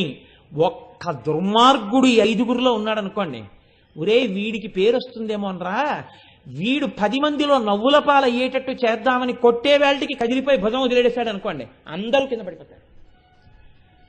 వంశంలో ఒక్క పాతకుడు పుట్టాడనుకోండి, ఊర్ధ్వలోకాల్లో ఉన్న పితృదేవతలు కూడా కింద పడిపోతారు. ఉట్టి కొట్టడం మీ జీవన ప్రక్రియని మీకు చెప్తుంది. అందుకే మన వాళ్ళు గోకులాష్టమి నాడు ఉట్టి కొట్టండి అంటారు. ఉట్టి కొట్టడం అంటే అది ఉత్తినే చేసే ప్రక్రియ కాదు, మీకు జీవితంలో ఒక గొప్ప పాఠాన్ని చెప్తుంది. ఈ ఉట్టి కొట్టడం మీకు నేర్పడమే అమ్మవారి యొక్క కిరీట దర్శనము. అమ్మవారి కిరీటాన్ని మీరు చూడడం మీకు బాగా వస్తే అప్పుడు మీకు వెంటనే తెలిసేది ఏమిటి అంటే మీ హద్దు మీకు తెలియుట. కురుబిందమణి శ్రేణి కనత్కోటి ఇరమండిత. అమ్మా, నా హద్దు నేను తెలుసుకోకుండా నాలో ఉన్న ఏ బలాన్నైనా సరే దుర్వినియోగం చేస్తే చూసేదానివి నువ్వున్నావు, పాడైపోతాను. అమ్మా, నేను అనుకున్నట్టు జరగదు, ఇంకొకలా జరుగుతుంది. ఎందుకని చిత్తమునందు స్వచ్ఛత లేదు. ఈ స్వచ్ఛత బయట వాళ్ళకి తెలియకపోవచ్చు, అమ్మవారు చూస్తూ ఉంటుంది. ఈ భయం నీకు ఉండడం, ఆవిడ కిరీటము ధరించినదని నువ్వు భయమును కలిగి ఉండుట, అందుకొచ్చింది ఆ కిరీటం. కాబట్టి ఇప్పుడు మీరు ఇదంతా ఏమిటి ఉపన్యాసం అంటే, కురువిందమణి శ్రేణి కనత్కోటీర మండిత అనబడేటటువంటి కిరీట దర్శనము ఏ కోణంలో చెయ్యాలన్న విషయం మాత్రమే నేను మీకు చెప్పాను. నేను కిరీటం గురించి మీకు ఇంకా ఏం చెప్పలేదు. కాబట్టి ఇప్పుడు ఆ కిరీటం గురించి చెప్తూ వసిన్యాది దేవతలు ఒక మాట అంటున్నారు. కురువిందమణి శ్రేణి కనత్కోటీర మండిత. బంగారము చేత తయారు చేయబడినటువంటి కిరీటమునందు పద్మరాగ మణులు ప్రకాశించుచున్నవి. ఇది ఆ నామము యొక్క అర్థం. పద్మరాగమణులతో ప్రకాశించుచున్న కిరీటం అంటే ఉత్తి మణులతో చేసిన కిరీటం కాదు, బంగారముతో కూడిన కిరీటంలో పద్మరాగమణులు పెట్టబడ్డాయి. రావణగంగా అని ఒక నది ఉంటుంది. ఆ రావణగంగా అనబడేటటువంటి నదిలో సౌగంధికములు, కురువిందములు, స్ఫటికములు అని 3 దొరుకుతాయి. ఇందులో స్ఫటికములు, కురువిందములు అని 2. స్ఫటికములు తెల్లగా ఉంటాయి. స్ఫటికం అంటే దానికి పెద్ద మీకు తెలియక్కర్లేదు. స్ఫటికం అంటే తెలుపు. స్ఫటికము తెల్లగా ఉంటుంది. కురువిందము పద్మరాగమణి కనుక ఎర్రగా ఉంటుంది. ఈ పద్మరాగం కానీ స్ఫటికం దగ్గర పెట్టారనుకోండి, ఈ పద్మరాగము యొక్క కాంతి స్ఫటికాన్ని కప్పేస్తుంది. ఈ ఎరుపులో తెలుపు ఉండిపోతుంది. ఇది కూడా ఎర్రగా ప్రకాశిస్తుంది. కానీ అది మాత్రం పద్మరాగాన్ని పక్కకి తీస్తే మళ్ళీ తన తెలుపులోనే ఉంటుంది. ఆ ఎరుపు తెలుపుని ఎరుపులా కనపడేటట్టు చేసిందేమో కానీ అది మాత్రం ఎప్పుడూ తెల్లగానే ఉంది. ఆ తెలుపు శివుడు, ఈ ఎరుపు అమ్మ. ఈ ఎరుపు పద్మరాగమణి, ఆ తెలుపు పరమశివుడు. ఈ పద్మరాగమణి ఎంత ఎర్రగా ఉంటుంది అన్నారు. ఈ కురువిందములు మంకెన పువ్వు యొక్క ఎరుపు, గురువింద పువ్వు యొక్క ఎరుపు, ఆరుద్ర పురుగు యొక్క ఎరుపు, మందార పువ్వు యొక్క ఎరుపు, లొద్దుక పువ్వు యొక్క ఎరుపు, రక్తము యొక్క ఎరుపు ఎలా ఉంటుందో అంత ఎర్రగా ఉంటాయి పద్మరాగమణులు. ఇంత ఎర్రగా ఉండేటటువంటి పద్మరాగమణులు అమ్మవారి యొక్క కిరీటంలో ఉన్నాయని తెలుసుకుని కురువిందమణి అన్న మాట నోటితో పలికితే ఏమవుతుంది అంటే, దానివల్ల భవస్యాబుద్ధ్యాగనే తవ పరిజనో కామానురాగాః కురువిందజేషు శనైర్నతాదృక్స్ఫటికోద్భవేషు మాంగళ్యయుక్తా హరిభక్తిదాశ్చ వృద్ధిప్రదాస్తే స్మరణాద్భవంతి. ఎవరైతే నోటితో స్ఫటికము అన్న మాట అంటారో, ఎవరు నోటితో పద్మరాగము అన్న మాట అంటారో, ఈ 2 మాటల్ని అంటే చాల్ట. మాంగళ్యయుక్తా హరిభక్తిదాశ్చ వృద్ధిప్రదాస్తే స్మరణాద్భవంతి. నోటితో అనడం కాదు, స్మరణాత్, మనసులో ఒకసారి తలుచుకుంటే చాలు పద్మరాగమణి ఎర్రగా ఉంటుంది అని కానీ, స్ఫటికం తెల్లగా ఉంటుంది అని కానీ ఒకసారి మనసులో అనుకుంటే ఉత్తర క్షణంలో ఈ రెండిటికి ఒక శక్తి ఉంది. మీకు మంగళములను కటాక్షిస్తాయి, మీకు శుభాన్ని ఇస్తాయి. కాబట్టి ఇప్పుడు అమ్మవారి కిరీటమునందు పద్మరాగమణులుంటే అవి మీకు ఏ శుభాన్ని చేకూరుస్తాయి అంటే హరిభక్తిదాంశ్చ. ఇవి మీకు వెంటనే హరిభక్తిదాశ్చ, హరిభక్తినిస్తాయి. హరి అనగా విష్ణువు, విష్ణువు అనగా పురుష రూపమునందుంటే విష్ణువు, స్త్రీ రూపమునందుంటే అమ్మవారు, అంతే. అందుకే అలంకార ప్రియత్వం విష్ణువుకి ఉంటుంది, అలంకార ప్రియత్వం అమ్మవారికి ఉంటుంది. ఆయన నేను ఎప్పుడెప్పుడు అవతారం దాల్చినా దీని కొరకు అంటే నన్ను ఈ కంటితో చూడాలని కోరుకున్న వారి కొరకు రాక్షస సంహారము కొరకు అంటాడు. పరిత్రాణాయ సాధూనాం వినాశాయ చ దుష్కృతాం ధర్మ సంస్థాపనార్థాయ సంభవామి యుగే యుగే అంటాడు. అమ్మవారంటుంది దేవీ భాగవతంలో, యదా యదా హి సాధూనాం దుఃఖం భవతి దానవ తదా తేషాంచి రక్షార్థం దేహం సంధారయామ్యహం. రెండింటికి ఒక్కటే అర్థం.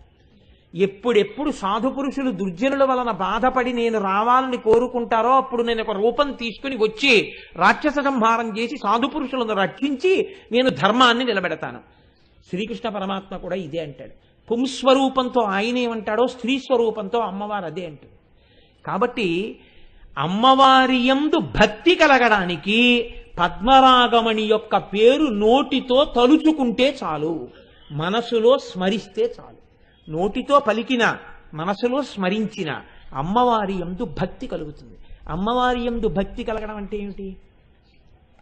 మీరు లలితా సహస్రం తెలియకుండా చదివి చదివి చదివి చదివి చదివి చదివి చదివితే ఒకనాడు అమ్మవారు మీకు దాని వెనక ఉన్న రహస్యం తెలుసుకునే అవకాశాన్ని కృప చేస్తారు. ఓహో, నాకున్న నాలుకకు ఒక పరిధి ఉంది, ఈ పరుధులు మీకు అర్థమవుతాయి. ఆవిడ కిరీటం పెట్టుకుని ఉంది, చూస్తోంది. ఇది మీకు రాగానే మీకు భయం ఉంటుంది. ఈ భయం ఉండగానే ప్రవర్తన చక్కబడిపోతుంది. ఒకరి కోసం కాదు, ఆవిడ చూస్తోందన్న భయంతో జాగ్రత్త పడిపోతారు. ఈ జాగ్రత్త వచ్చేటట్టుగా అమ్మవారి ఎడల భక్తి కలగడం, భక్తితో పాటుగా ఆవిడ చెప్పిన మాట అతిక్రమించడానికి భయం కూడా కలగడం. ఈ రెండూ కలగడం అనబడేటటువంటి మంగళం దేనివల్ల వస్తుందంటే కురువిందమణి శ్రేణి కనత్కోటి ఇరమండిత అని కురువిందమణి అన్న మాటని నోటితో పలకడం వల్ల వస్తుంది. మనసులో ఎర్రగా ఉంటుంది, పసుపచ్చటి బంగారు కిరీటంలో ఎర్రటి మణి పెట్టుకుని ఉంటుంది అన్నది మీరు ఇక్కడ చూడగలిగితే మీకు ఆ ఫలితం వస్తుంది. అందుకని ఆ మాట అమ్మవారు వసిన్యాది దేవతలతో చెప్పించింది తప్ప తను పెట్టుకున్నానని చెప్పడానికి కాదు. ఈ మాట మీరంటే మీకు అమ్మవారి ఎడల భక్తి కలిగితే, భక్తితో పాటు భయం కలిగితే, భయముతో కూడిన భక్తి చేత మీరు మీ యొక్క పరుధులను తెలుసుకుని జాగ్రత్తగా ప్రవర్తిస్తే ఆఖరణ మీరు మళ్ళీ అమ్మవారిలోనే చేరేటట్టుగా అనుగ్రహింపబడి మీ కుటుంబం అంతా సంతోషంగా ఉండాలని అమ్మవారు ఈ నామాన్ని లలితా సహస్రంలో ఇప్పించింది. కాబట్టి ఇది ఈ నామము యొక్క పరమ ప్రయోజనం. అయితే మీరు ఒక్కటి ఆలోచించండి, ఇక్కడ మీరు ఒక విషయాన్ని కొంచెం జాగ్రత్తగా పట్టుకోవాల్సి ఉంటుంది. బాగుందండి మీరు ఈ మాట చెప్పారు, కానీ కిరీటం పెట్టుకున్న వాళ్ళందరూ కూడా తామే సార్వభౌమాధికారులు కారు. ఎందుకనంటే ఒక తహసీల్దార్ ఉంటాడు, ఆయన ఒక కిరీటం పెట్టుకున్నాడు అనుకోండి, ఆయన మండలాధికారి అనేవారు పూర్వం. ఆయన ఒక కిరీటం పెట్టుకుంటాడు, చిన్న కిరీటం. ఈ మండలాధికారి ఒక సామంతరాజు ఉంటాడు, చక్రవర్తి దగ్గర సామంతరాజు ఉంటాడు. ఆ సామంతరాజు ఓ కిరీటం పెట్టుకుంటాడు. సేనాపతి ఓ కిరీటం పెట్టుకుంటాడు.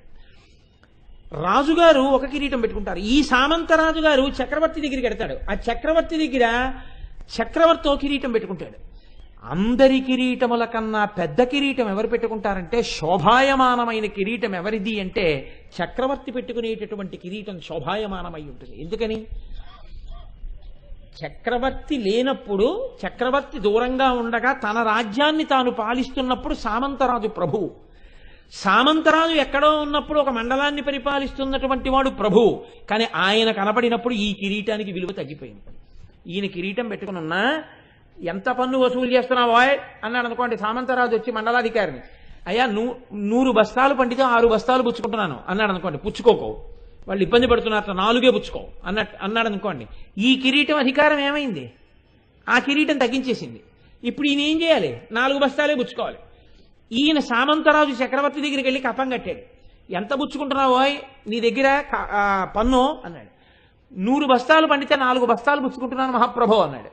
వద్దు, వాళ్ళు చాలా ఇబ్బందుల్లో ఉన్నారని చెప్పారు. ఎందుకు పుచ్చుకుంటున్నావు 4 బస్తాలు? 3 పుచ్చుకో, నాకు కట్టేది కూడా కొంత తగ్గించుకో అన్నాడు. ఇప్పుడు ఈ కిరీటం గౌరవం ఏమైంది? ఆ కిరీటం ముందు తగ్గిపోయింది. ఆ కిరీటం కూడా ఏ కిరీటం ముందైనా అలాగే తగ్గిపోతుందా? చక్రవర్తి కిరీటం కూడా తగ్గిపోతుంది. ఎక్కడో తెలుసా అండి? సమస్త లోకములను పరిపాలించేటటువంటి కంటికి కనపడని ప్రభువు యొక్క కిరీటము ముందు ఈ కిరీటాలు కూడా పనికిరాని కిరీటాలే. ఆ కిరీటం, ఈ కిరీటాలు నిలబడడానికి హేతువై ఉన్నది. ఆ శక్తి ఆవిడలోంచి వస్తోంది. అందుకే పూర్వం చాలా గొప్ప పూజ చేసి చక్రవర్తి యొక్క పరమ ఆంతరంగిక పరివారం అని ఉంటారు. వారు తప్ప వేరొకరు ముట్టుకోరు. రాజదండాన్ని ఎవరు పడితే వాళ్ళు వెళ్ళి ముట్టుకుని తీసుకొచ్చి, ఎవరు పడితే వాళ్ళు వెళ్ళిపోయి పట్టుకొచ్చి రాజుగారు ఇదిగోనండి అని చెప్పి ఏదో పట్టుకొచ్చి చేతిలో పెట్టడానికి వీల్లేదు రాజదండాన్ని. అలాగే చక్రవర్తి ధరించేటటువంటి ఖడ్గం ఉంటుంది. ఖడ్గాన్ని ఎవరు పడితే వారు ముట్టుకోరు. ఆ ఖడ్గాన్ని ముట్టుకోవాలన్నా పట్టుకొచ్చి ఇవ్వాలన్నా దానికి ఒక ప్రయోజనం ఉంటుంది, దానికి ఒక గొప్ప అధికారం ఉన్న వాళ్ళు ఉంటారు, వాళ్ళు తప్ప పట్టుకుని ఇవ్వకూడదు. అంత గొప్ప విజయనగర సామ్రాజ్యం పతనం అయిపోవడానికి కారణం ఏమిటో తెలుసా అండి మీకు? దక్షిణ భారతదేశంలో ఎదురులేని రాజ్యంగా పరిఢవిల్లి కృష్ణదేవరాయల చేత పరిపాలింపబడి శత్రువుల చేత కన్నెత్తి చూడబడని విజయనగరం పతనం అయిపోవడానికి కారణం ఒక్కటే. అనువంశికంగా వస్తున్నటువంటి ఖడ్గాన్ని, రామరాయల వారి ఖడ్గాన్ని ఒక రోజు రాత్రి యుద్ధభూమిలో శిబిరంలో ముట్టుకోవడానికి అధికారం లేని వ్యక్తి ముట్టుకున్నాడంతే. విజయనగరం పతనం అయిపోయింది. తల్లికోట యుద్ధంలో అందరి బుద్ధి కప్పబడిపోయిందంతే. ఏటికి అవతల ఒడ్డున శత్రు సైనికులు ఉన్నారు, ఏటికి యువతల ఒడ్డున రామరాయలు ఉన్నాడు. రామరాయలు బొటనవేలుతో రాసేస్తాడు ఆ సైన్యాన్ని, అంత సైన్యం రామరాయల్ది. చిన్న విషయానికి పడిపోయాడంతే. బాగా చీకటి పడ్డాక శత్రు సైనికులు ఏం చేశారంటే ఎడ్ల బళ్ళకి 8 కాగడాలు కట్టి కొన్ని వేల ఎడ్ల బళ్ళు నదికి అవతల వైపుకి తోలారు.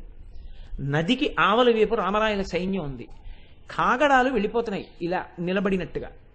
చీకట్లో అట్నుంచి చూసిన రామరాయలు అనుకున్నాడు, శత్రు సైన్యం అంతా నది ఎగువకు వెడుతోందంటే అక్కడ దాటి మన మీదకి వస్తుందన్నమాట.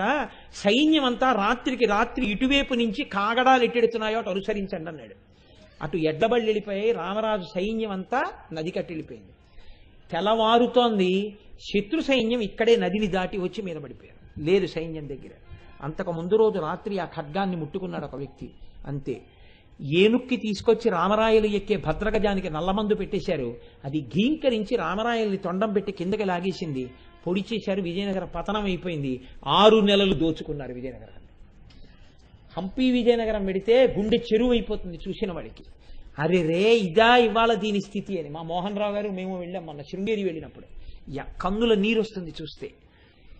ఒక్కొక్క వస్తువుకి అంత శక్తి ఉంటుంది. అటువంటి వాటిల్లో రాజదండం, ఖడ్గం, కిరీటం అంత గొప్పవి. ఆ కిరీటం అధికారమునందు హద్దులు చెప్తుంది.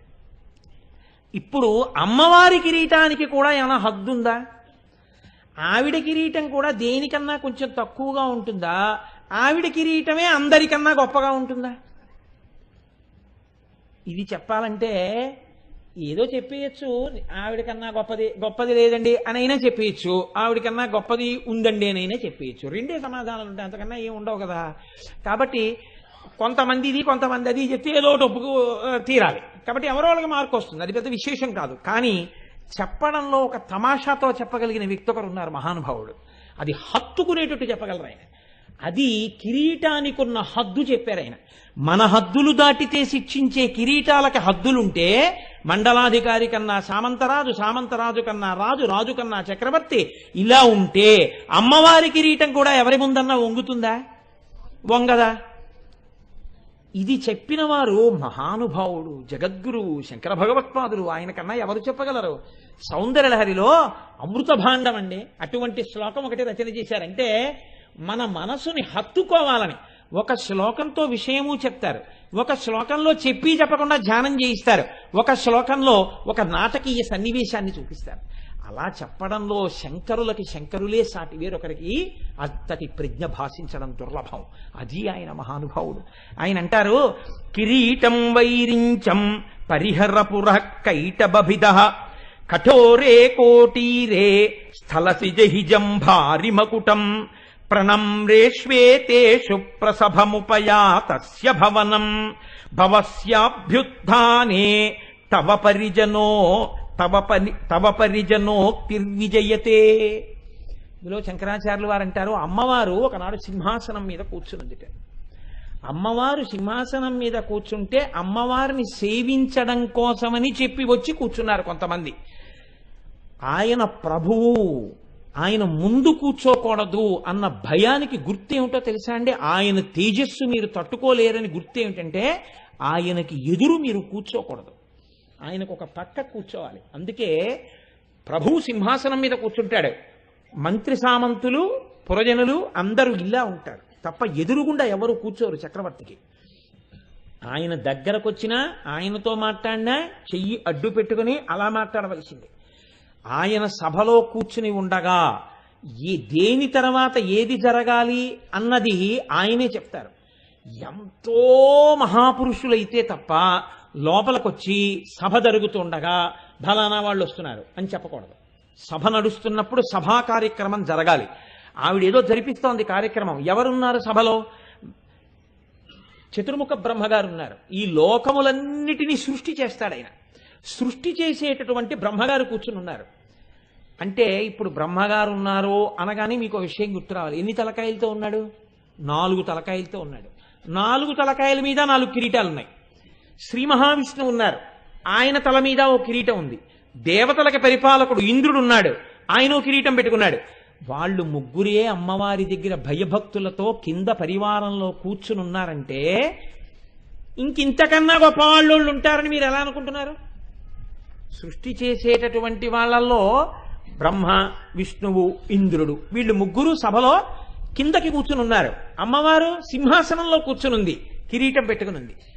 ఇప్పుడు ఎవరికన్నా ఎవరు గొప్ప అంటే ఏమన్నా అప్పటికంటే అలా కూర్చున్నారు కానండి, ఏదో కూర్చొని ఇచ్చారు కానీ ఈయనే కూర్చొని ఇచ్చారండి అని మీరు అంటారేమో. కిరీటం బట్టే నిర్ణయం అవ్వాలి ఎవరు గొప్ప.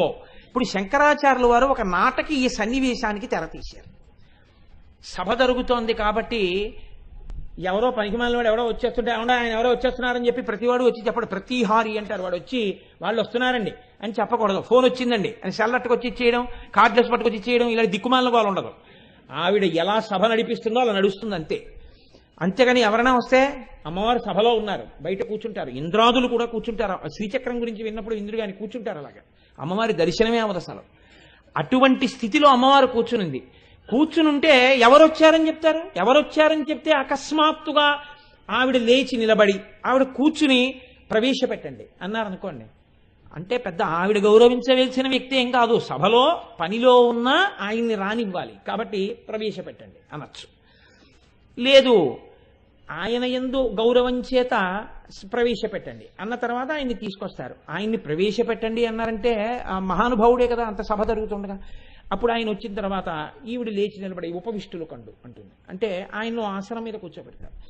ఎవరైనా ఒక మహాపురుషుడు అనుకోండి, ఏమో ఓ పళ్ళెం పెట్టి కాళ్ళు కడిగి అవి చెయ్యొచ్చేమో, కిరీటం మీద ఆవిడ కూడా చల్లుకోవచ్చేమో. అలా జరిగిందే. ఎవరైనా వచ్చారని చెప్తే ఓహో వారు వచ్చారా అని ఒకసారి ఈవిడ అందరూ లేచి నిలబడ్డారు అనుకోండి, ఈవిడ లేచి నిలబడ్డారు, అందరూ లేచి నిలబడ్డారు. అప్పుడు ఏ కిరీటం కన్నా ఏ కిరీటం గొప్పది? కిరీటాల పోటీయే ఉంది ఇక్కడ. కాబట్టి శంకరాచార్యులు వారు అన్నారు, ఒక ప్రతిహారి పరిగెత్తుకొచ్చి అన్నట్ట, అమ్మా మీకు మాట చెప్తున్నాం, భవస్యాభ్యుద్ధానే. భవుడంటే లోకములనన్నింటినీ పోషించగలిగిన వాడు. భవ ఇత్యుచ్యతే మూర్తిర్భవస్య పరమాత్మనః అంటుంది లింగపురాణం. అమ్మా పరమశివుడు సభలోకి విజయం చేస్తున్నారు అన్నాడు. అనేటప్పటికిట కూర్చుని చెప్పండి అని వింటోంది ఆవిడ. ఇప్పుడు అతను మెల్లిగా వచ్చి అమ్మగారికి ఏదో చెప్పాలి అంటే మంత్రులు వింటారు. ముందు శ్యామలాదేవి వాళ్ళు ఏమిటి అంటారు. అంటే ఫలానా వాళ్ళు వచ్చారు అంటే ఆయన వెళ్ళిపోతాడు. వెళ్ళిపోయిన తర్వాత శ్యామలాదేవి దగ్గరికి వస్తుంది. వచ్చిలా చెయ్యి అడ్డు పెట్టుకుని అంటుంది అమ్మవారు, అమ్మ ఫలానా వారు వచ్చారు అని చెప్తుంది. అంతేగాని ప్రతిహారి కేకలేసుకుంటూ రాడు. అలా కేకలేసుకుంటూ వచ్చాడంటే శ్యామలాదేవికి చెప్పి, శ్యామలాదేవి అమ్మవారికి చెప్పి ఆలస్యం జరిగినందుకు అమ్మవారు వాడి కంఠం ఉత్తరించేస్తుంది అనమాట. ఆయన వస్తున్నప్పుడు మాత్రం ఇంకా ప్రోటోకాల్ లేదు. ఆయన వస్తున్నాడంటే అమ్మవారికి వినబడేటట్టు చెప్పవలసిందే. అంత భయభక్తులు అనమాట అమ్మవారికి కూడా. ఎవరు అలా వస్తున్నవాడు? పరమశివుడు వస్తున్నాడు సభలోకి. అందుకని ఇప్పుడు ఆవిడితో వచ్చి చెప్పే ప్రతిహారి అరుచుకుంటూ వచ్చాడు, అమ్మా భవస్యాగ, ఆ మాట చూడండి, భవస్యాభ్యుద్ధానే. భవుడు పరమశివుడు వచ్చేస్తున్నాడమ్మా సభలోకి, వచ్చేస్తున్నారు, బయలుదేరారు, దగ్గరికి వచ్చారమ్మా అనగానే అమ్మవారు అని వచ్చేస్తున్నారా అని కూడా అనలేదట. గభాల సింహాసనం నుంచి లేచిపోయి గబ గబ గబ గబ దివి ఎదురెళ్ళిపోతోంది. ఇప్పుడు ప్రవేశపెట్టండి అంటట్లేదు, తాను ఎదురెళ్ళిపోతోంది. ఎలా వెళ్ళిపోతోందిట?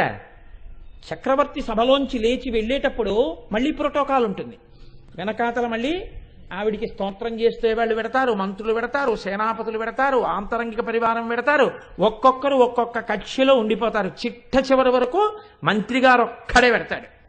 మంత్రి గారు ఒక్కరు వెళ్ళిన తర్వాత ఆ మంత్రి గారితో లోపల ఆవిడ ఇంకేమైనా మాట్లాడితే మాట్లాడి శ్యామలాదేవితోటి ఆవిడ లోపలికి వెళ్ళిపోతుంది. చింతామణి గృహంలోకి వెళ్ళిపోతుంది ఆవిడ. కానీ ఇక్కడేమైంది, ప్రవేశపెట్టడం లేదు, ఈవిడ పరిగెత్తుకు వెళ్ళిపోతుంది. గబగబా ఈవిడ వెళ్ళిపోతుంటే ఆవిడ ఏదో పనిలో ఉంది, ఆవిడ వెళ్ళిపోతుంది, మనకేమిటని కూర్చున్న వాళ్ళు కూర్చున్నారు అనుకుంటున్నారా? వాళ్ళు లేచి నిలబడలేదట. అమ్మ బాబోయ్, అమ్మవారు ఇలా వెడుతోంది, మనం ఇలా నిలబడ్డమే అని వాళ్ళు కింద పడిపోయారు. అంటే ఇప్పుడు ఎవరి కిరీటం పెద్దది? ఒక కిరీటం, ఆయన కిరీటం పెట్టుకుని వచ్చాడో పెట్టుకోకుండా వచ్చాడో ఆయన జటాజూటం ఉంటుంది. అందుకని ఆయన వచ్చేస్తున్నాడు. ఆయన్ని మీరు చూడలేదు, ఇంకా కిరీటం పెట్టుకున్నాడో పెట్టుకోలేదో. ప్రతిహారి చెప్పాడంతే, మీకు చెప్పారు శంకరాచార్యులు వారు శివుడు కిరీటం పెట్టుకొచ్చాడని. ఇంకా ఆవిడ వెడుతోందని చెప్పారు, కిరీటం ఆయన పెట్టుకున్నాడో పెట్టుకోలేదో మీకు తెలియదు. కానీ పెట్టుకున్న కిరీటాలన్నీ ఏమయ్యాయి?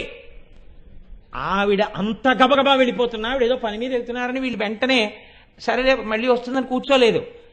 ఆవిడ గబగబా దిగిడుతోంది అంటే హఠాత్ సంఘటన, ఎవరు ఊహించలేదు. ఎవరు ఊహించనప్పుడు ఆవిడ అలా వెడుతున్నా వీళ్ళందరూ నేల మీద పడిపోయారు. పడిపోతే ఇప్పుడు ఆవిడ తొందర, శివుడు వచ్చేస్తున్నాడని గబగబా వెళ్ళిపోతుంది ఆవిడ బయటికి. వెళ్ళిపోతుంటే చెలికెత్తాలు నెట్టున్నారట. వాళ్ళు అమ్మవారు వెళ్తుంటే పరిగెత్తుకుంటే గబగబా చుట్టూ వచ్చేసారు.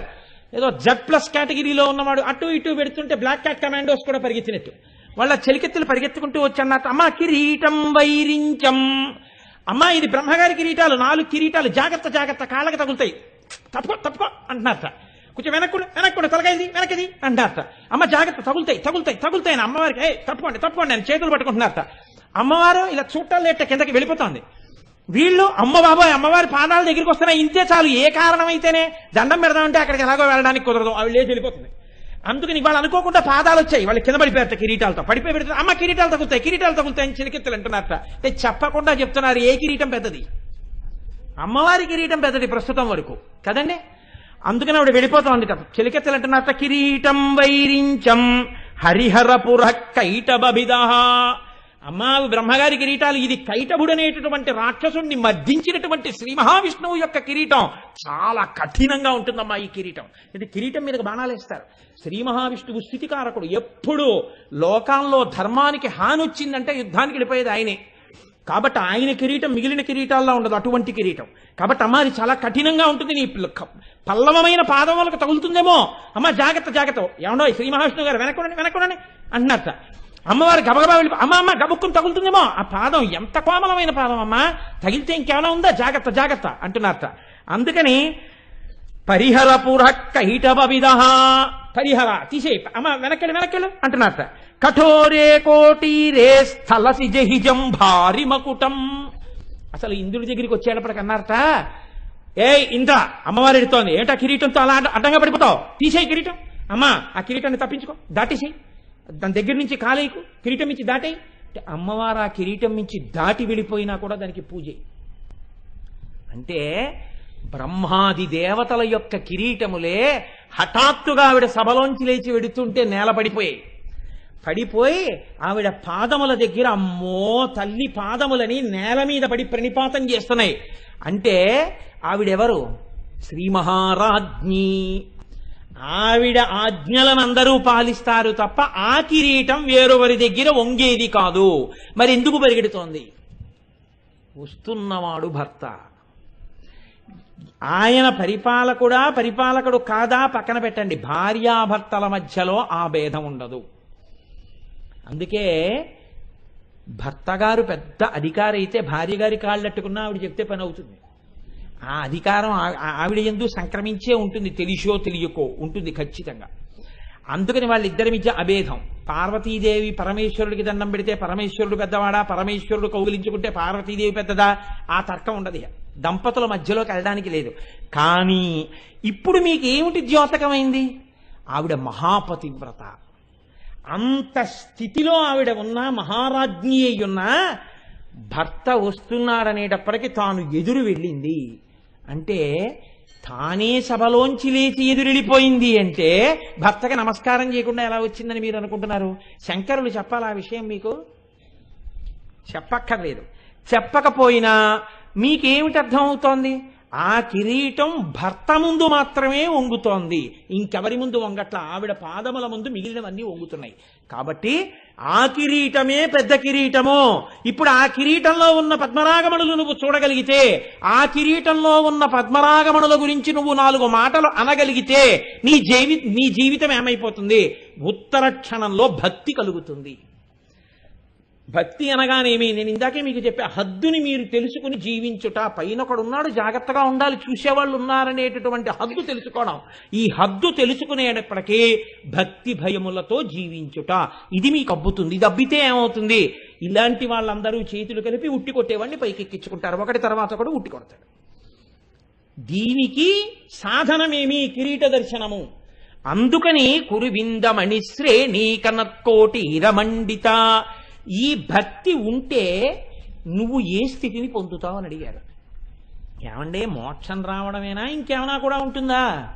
అమ్మవారి యందు భక్తితో ఉన్నవాడు ఏ స్థితిని పొందుతాడన్నారో తెలుసా అండి? ఏది చెప్పినా శంకరాచార్యులు వారు చెప్పాలండి, మహానుభావుడు. ఆయన తప్ప చెప్పగలిగిన వాడెవరు?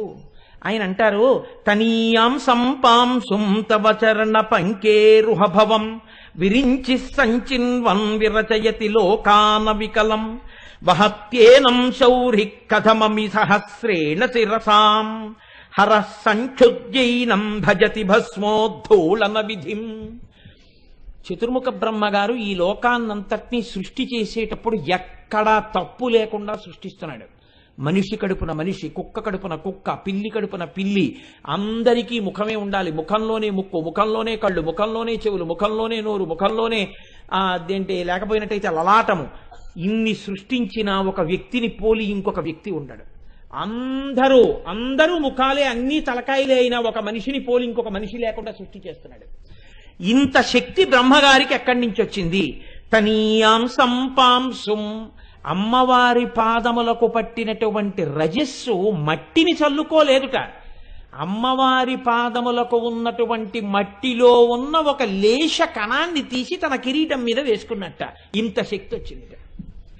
నువ్వు కూడా నీకిచ్చిన శక్తిని అమ్మవారి పరం చేసి ఆవిడ పాదముల దగ్గర తల ఉంచి నమస్కరించి, అమ్మా నే చేస్తున్నది నీ అనుగ్రహంతో అని ఆవిడ పాద ధూళిని శిరస్సున వేసుకోగలిగితే నీకున్న విభూతి ఏ స్థాయిలో ప్రకాశిస్తుందో, నువ్వు ఎంత స్థితిని పొందుతావో ఆలోచించుకో. కాబట్టి తనీయాం సంపాంసుం తవ చరణ పంకేరుహభవం విరించి సంచిన్వన్ విరచయతి లోకాన వికలం వహత్యేనం శౌరి కథమమి సహస్రేణ శిరసాం. ఏమి మాటలు వేసేస్తారు అనండి శంకరాచార్యుల వారు. అమ్మవారి పాదములకే ఉన్నటువంటి ధూళికణాన్ని శిరస్సు మీద వేసుకున్నారట శ్రీ మహావిష్ణువు. వేసుకుని ఏం చేస్తున్నారు?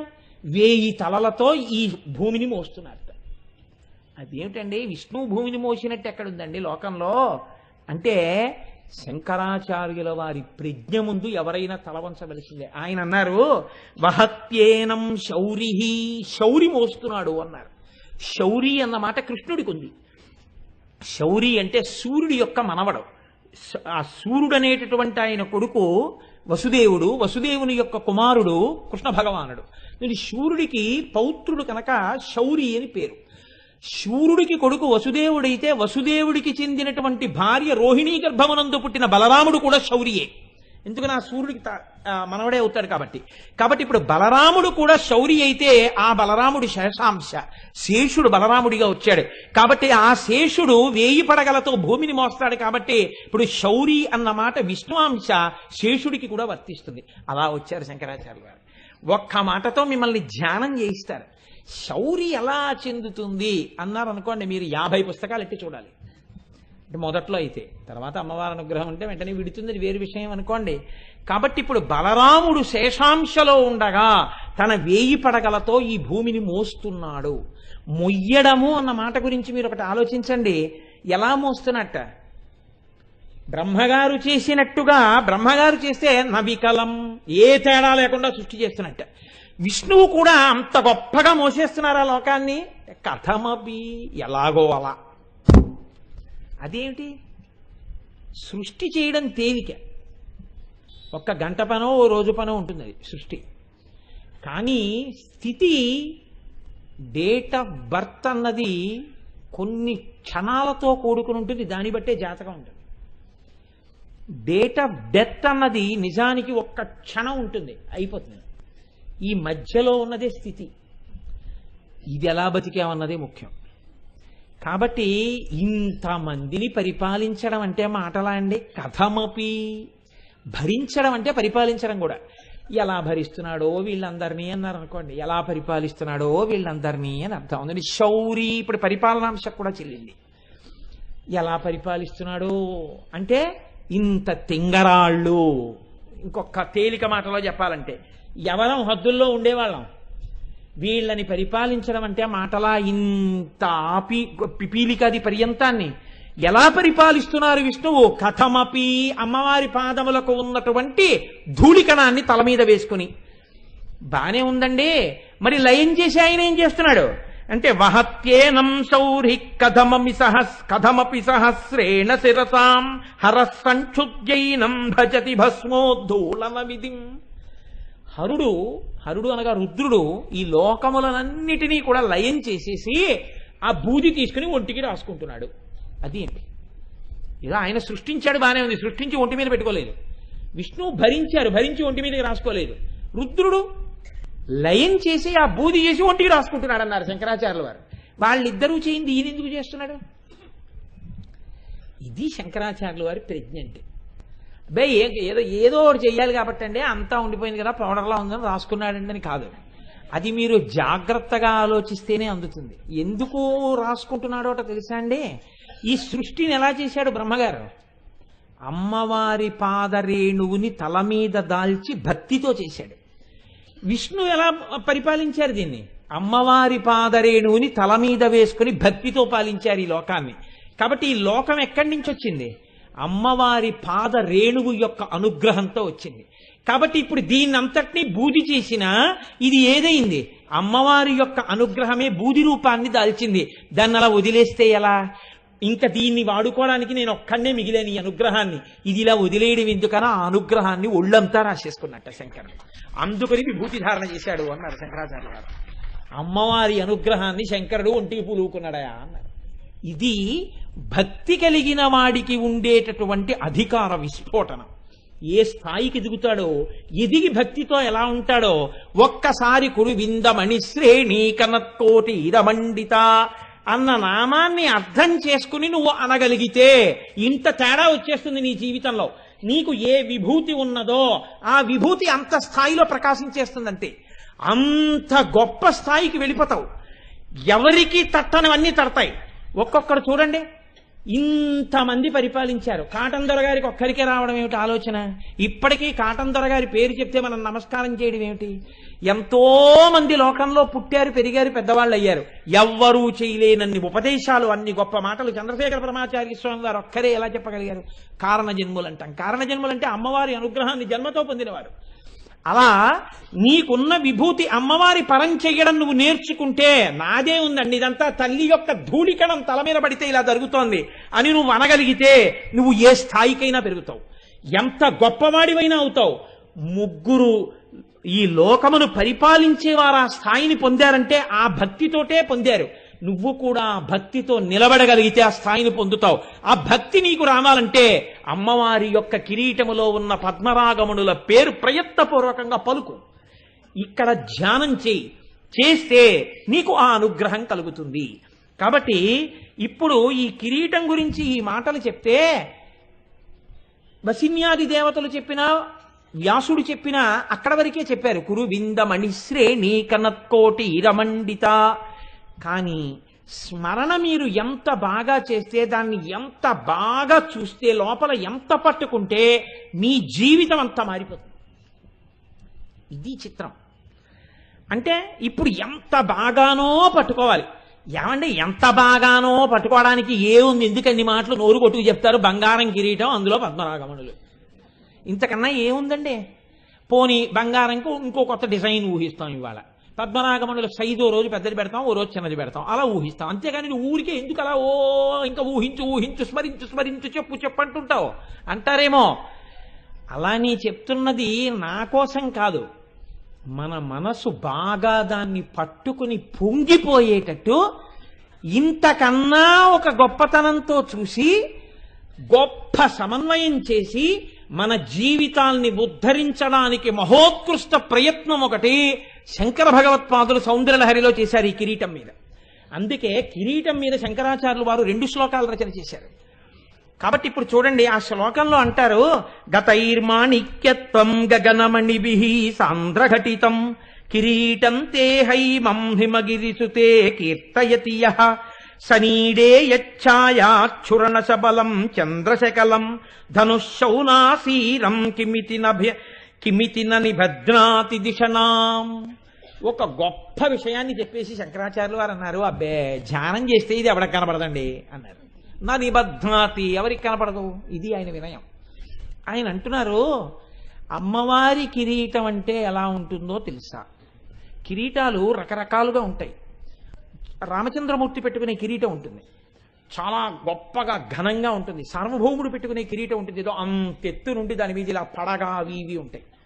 అమ్మవారి కిరీటం చమత్కారంగా ఉంటుంది. అమ్మవారి కిరీటం ఎలా ఉంటుందంటే శంకరాచార్యులు వారు గుర్తు చెప్తున్నారు, అలాగే ఊహిస్తూ ఉండి ఎప్పుడు ఊహించినా ఎలా ఉంటుందో ఆ కిరీటం. ఎన్నో కిరీటాలు చూసేసి ఇలా ఉంటుంది ఇలా ఉంటుంది అనకు. ఎలా ఉంటుందో తెలుసా? ఎవరు చూశారో వాళ్ళు చెప్పాలి. ఆయన చూశారు కాబట్టి మనకి చెప్తున్నారు. కిరీటం విషయంలో ఒక లక్షణం ఉందండి. కిరీట ధ్యానం ఎవరు బాగా చెయ్యగలుగుతారో వాళ్ళకి చాలా దగ్గరగా అమ్మవారి దర్శనం అవుతుంది. మిగిలిన వాటికి ఉండదు అలాగే. కిరీట ధ్యానం బాగా చేసిన వాళ్ళకి అమ్మవారు చాలా సమీపంలో నిలబడి దర్శనమిస్తుంది. అంటే ఎవరు పొందారు ఈ దర్శనాన్ని? శంకరాచార్యులు వారు పొందారు. కాబట్టి ఇప్పుడు శంకరాచార్యులు వారు మనకి దాన్ని అందిస్తున్నారు. ఇది ఆయన త్యాగం. ఇప్పుడు అసలు కిరీటం ఎలా ఉంటుంది? రకరకాల కిరీటాలు ఉన్నాయి, అన్ని ఊహించకు, నేను చెప్తాను, బాగా గుర్తుపెట్టుకో. ఎలా? సనీడే యచ్ఛాయా. సనీడే అంటే పక్షుల యొక్క గూడు. పక్షుల గూడు ఎలా ఉంటుందో, పక్షుల గూడు ఇలా ఉంటుంది. మీకు ఇంకా తేలికగా నేను ఉదాహరణ చెప్పాలంటే పుచ్చకాయ ముక్కలా ఉంటుంది. పుచ్చకాయ ముక్క అంటే ఎలాగండి అని మీకు అనుమానం రావచ్చు. నేను మీకు తేలికగా మీరు గుర్తుపట్టాలంటే, పుచ్చకాయ కోసేవాడు కోస్తున్నప్పుడు మీరు అలా గమనించండి. ఎప్పుడైనా వాడు ఏం చేస్తాడంటే పుచ్చకాయ తెచ్చి ముందు పడుకోబెడతాడు, ఇలా నిలువుగా కోయడు, ఇలా పడుకోబెడతాడు. పడుకోబెట్టి కత్తితో ముందు సగానికి కోస్తాడు. కోసిన తర్వాత ఏం చేస్తాడంటే, అందంగా అమ్మేవాడైతే, ఎవడు పడితే వాడి గురించి నేను చెప్పట్లేదు, ఇప్పుడు ఓ ముక్క తీసేసి ఓ ప్లాస్టిక్ కవర్లో పెట్టి బండి కింద పెట్టేస్తాడు. ఈ మిగిలిన సగం ముక్కని ఏం చేస్తాడంటే ఒక కత్తి పట్టుకుని ఇలా గుండ్రంగా కోస్తాడు. ఇప్పుడు అందులోంచి కాకరకాయ ముక్కల్లా ఇలా గుండ్రంగా వస్తాయి పళ్ళేలాగా. ఇప్పుడు దీన్ని ఏం చేస్తాడంటే మళ్ళీ ఇలా సగానికి కోస్తాడు. ఇలా సగానికి కోస్తే ఇలా అర్ధచంద్రాకారాల్లో వస్తాయి. ఇప్పుడు వీటిని ఏం చేస్తాడంటే గమ్మత్తుగా పెడతాడు ఇలా. ఇది మీరు చూడగానే ఏం చేస్తుందంటే కంటిని ఆకర్షిస్తుంది, తదియనాటి చంద్రరేఖల్లా ఉంటాయి. ఇది తిందామని మీరు ఏం చేస్తారంటే పెడితే ₹1 ₹2 పెడతారు. అనంతమైన ముక్కలు సృష్టిస్తాడు. ఇప్పుడు ఆ ముక్క పట్టుకుంటే మీరు ఇలా పట్టుకోవడానికి ఉండదు, ఇలా కింద పట్టుకోవాలి. పట్టుకుని మీరు ఈ చివరి నుంచి అందులో ఉన్న ఎర్రగుజ్జంతా తినేస్తే తెల్లగుజ్జుతో ఆకుపచ్చ అర్ధచంద్రాకారంగానే మిగిలిపోతుంది. దీన్ని మీరు కింద పారేస్తే దాని రూపం చెడదు, ఎర్ర గుజ్జు పోతుంది, మేకో గొర్రెో తినేస్తుంది, తర్వాత విషయం. కానీ చూడండి, అర్ధచంద్రాకారంగా దాని ఆకారం మిగిలిపోతుంది తిన్న తర్వాత కూడా. అలా తేలికగా చెప్పాలంటే అంతకన్నా ఉపమానం లేదు. సనీడే యచ్ఛాయా. పక్షి గూడు పెడితే ఇలా పెడుతుంది. ఎందుకో తెలుసా అండి? తాను కూర్చుంటే రెక్కలు ఇలా పెడితే గుడ్డు చక్కగా అందులో ఉండాలి. తాను పొదిగితే ఇలా పక్షి కూర్చుంటుంది, బరువంతా ఆంచదు, పొట్ట వేడి ఒక్కటే గుడ్డుకు తగులుతుంది.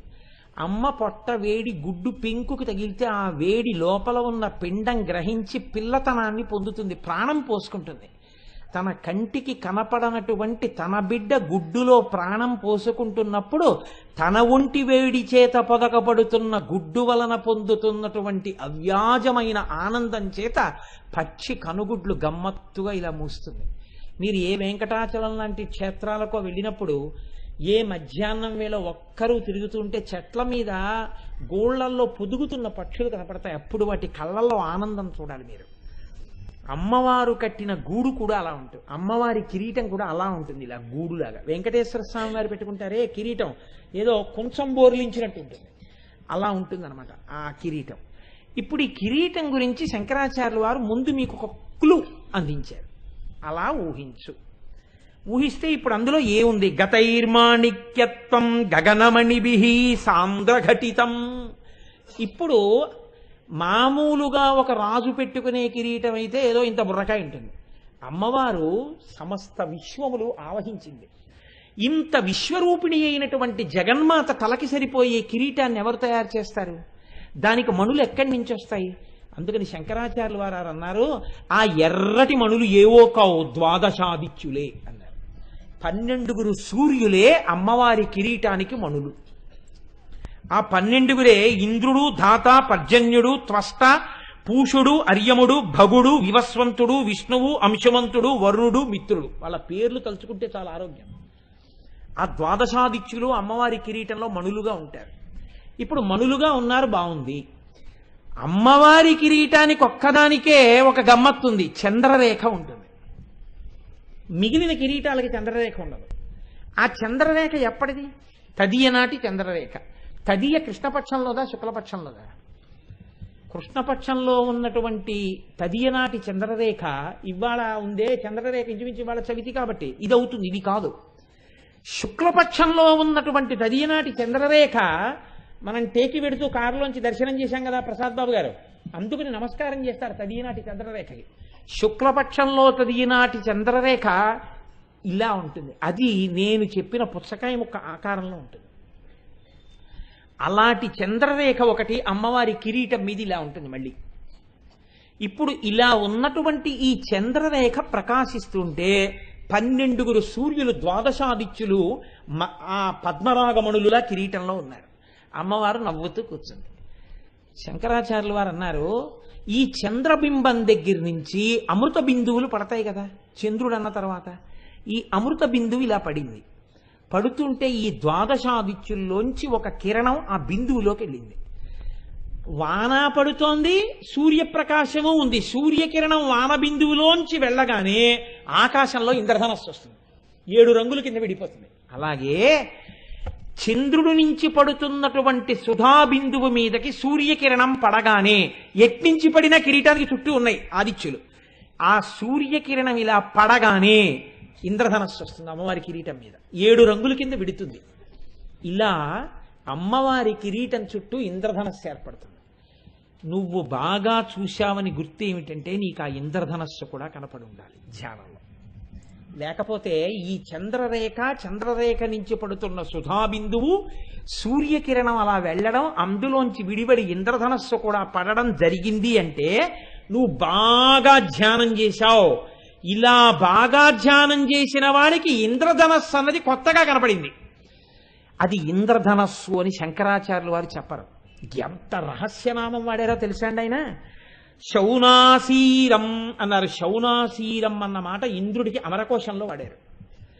సైన్యంలో ముందుండి యుద్ధం చేస్తాడు కాబట్టి, ముందు గొప్ప సైన్యం ఉంచుతాడు కాబట్టి ఆయనకి శౌనాసీరం అని పేరు. ఇంద్రుడి యొక్క ధనస్సు ఎలా ఉంటుందో అలా 7 రంగులు విడిపైన ఇంద్రధనస్సు ఏర్పడుతుంది. అంటే మీరు నిజంగా ఇప్పుడు ధ్యానం చేయడానికి ఒక గొప్ప అవకాశాన్ని శంకరాచార్యుల వారు మీకు ఇచ్చేశారు.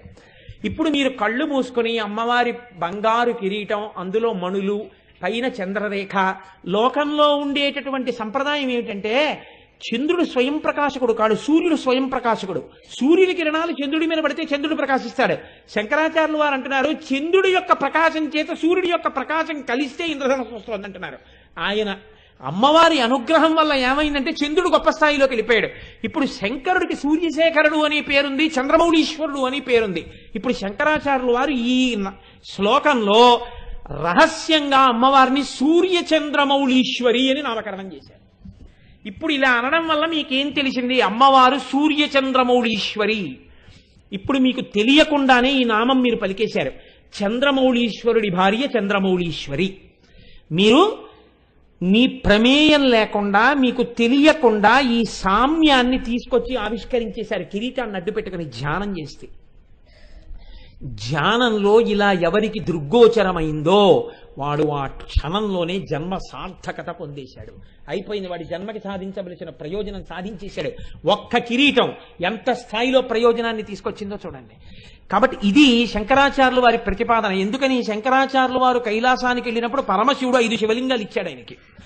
5 శివలింగాల పేర్లు చంద్రమౌళీశ్వర లింగాలే. 5 శివలింగాల్ని శంకరాచార్యులు వారు తీసుకొచ్చి 5 చోట్ల పెట్టారు. ఒకటి కంచిలో ఉంది, ఒకటి శృంగేరిలో ఉంది, ఒకటి చిదంబరంలో ఉంది, ఒకటి కేదార్నాథ్లో ఉంది, ఒకటి నేపాల్ నీలకంఠంలో ఉంది. 5 చోట్ల ఉన్న శివలింగాల పేర్లు చంద్రమౌళీశ్వర లింగాలే. అందుకే శృంగేరి వారు సాయంకాలం పూజ చేసినా చంద్రమౌళీశ్వర ఆరాధన అంటారు, కంచివారు చేసినా చంద్రమౌళీశ్వర ఆరాధన అంటారు. చంద్రమౌళీశ్వరుని భార్య కూడా చంద్రమౌళీశ్వరియే. రూపమునందు ఇద్దరు ఒక్కలా ఉంటారు. ఆ ఇంద్రధనస్సుని అడ్డుపెట్టి మీకు ధ్యానమునందు ఒక కొత్త కోణాన్ని శంకరాచార్యులు వారు తొడిగారు. కాదు, ఇంకొక రహస్యం మీకు చెప్తున్నాను. అమ్మవారి కిరీటం ఏమీ తెలియని వాడికి కూడా దర్శనం అయిపోతుంది. ఏమీ తెలియకపోయినా మీరు చూడొచ్చు అమ్మవారి కిరీటాన్ని. ఎప్పుడు చూడొచ్చో తెలుసా అండి? ఒక్క కార్తీక మాసంలో కృష్ణపక్షంలో వచ్చేటటువంటి చతుర్దశి నాడు అమ్మవారి కిరీటం ఆకాశంలో కనపడుతుంది. అందుకే ఆ చతుర్దశిని రూప చతుర్దశి, కృష్ణ చతుర్దశి అని పిలుస్తుంటారు. కారణం ఒక్కటే, ఎంతమంది దీన్ని పట్టుకోగలరో నాకు తెలియదు కానీ పట్టుకోగలిగిన వారు ధన్యులు. ఒక రాశి చక్రంలో సూర్యచంద్రులు ఇద్దరూ ఎప్పుడూ అమావాస్య నాడు 1 డిగ్రీ దగ్గరే ఉంటారు. అంటే 1 బిందువు దగ్గరే ఉంటారు. అలా గోపాలకృష్ణ గారు నాకు సుతముఖాన్ని అలా బోర్డు ఇస్తే బాగుంది. ఇప్పుడు ఇది ఒక రాశి చక్రం అనుకోండి. రాశి చక్రం అయితే ఈ రాశి చక్రంలో అమావాస్య తిథి నాడు సూర్యచంద్రులు ఇద్దరు ఇక్కడ ఉంటారు. నేను చెప్పేది వినపడుతోందండి? ఇటు తిరిగి చెప్పడంలో ఇద్దరు ఇక్కడ ఉంటారు. ఉంటే ఒక నెలలో 2 పక్షాలు ఉంటాయి, శుక్లపక్షం, కృష్ణపక్షం. శుక్లపక్షంలో 15 తిథులు ఉంటాయి, కృష్ణపక్షంలో 15 తిథులు ఉంటాయి. శుక్లపక్షంలో ఈ తిథి ప్రారంభం అవగానే ఒక తిథి వస్తే పాడ్యమి వచ్చిందనుకోండి, చంద్రుడు 13 డిగ్రీలు పెడతాడు, అంటే ఇక్కడికి వస్తాడు. సూర్యుడు 1 డిగ్రీ కదులుతాడు.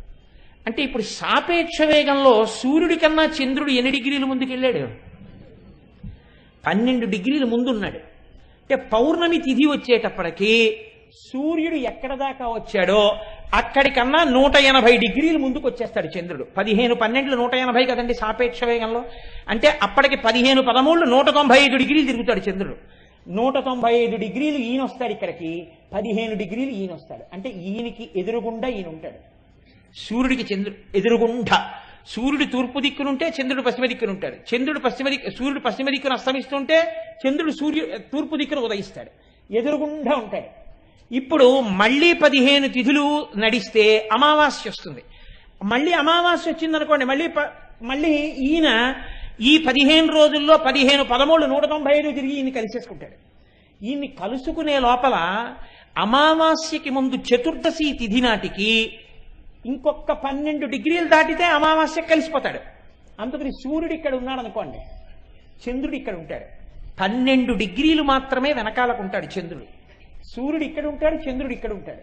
సూర్యుడు చంద్రుడు ఇలా దగ్గరగా ఉన్నప్పుడు ఆకాశాన్నంతటినీ మీరు ఒక మకుటంగా భావిస్తే అసుర సంధ్య వేళలో ఎర్రటి కాంతి వస్తుంటుంది.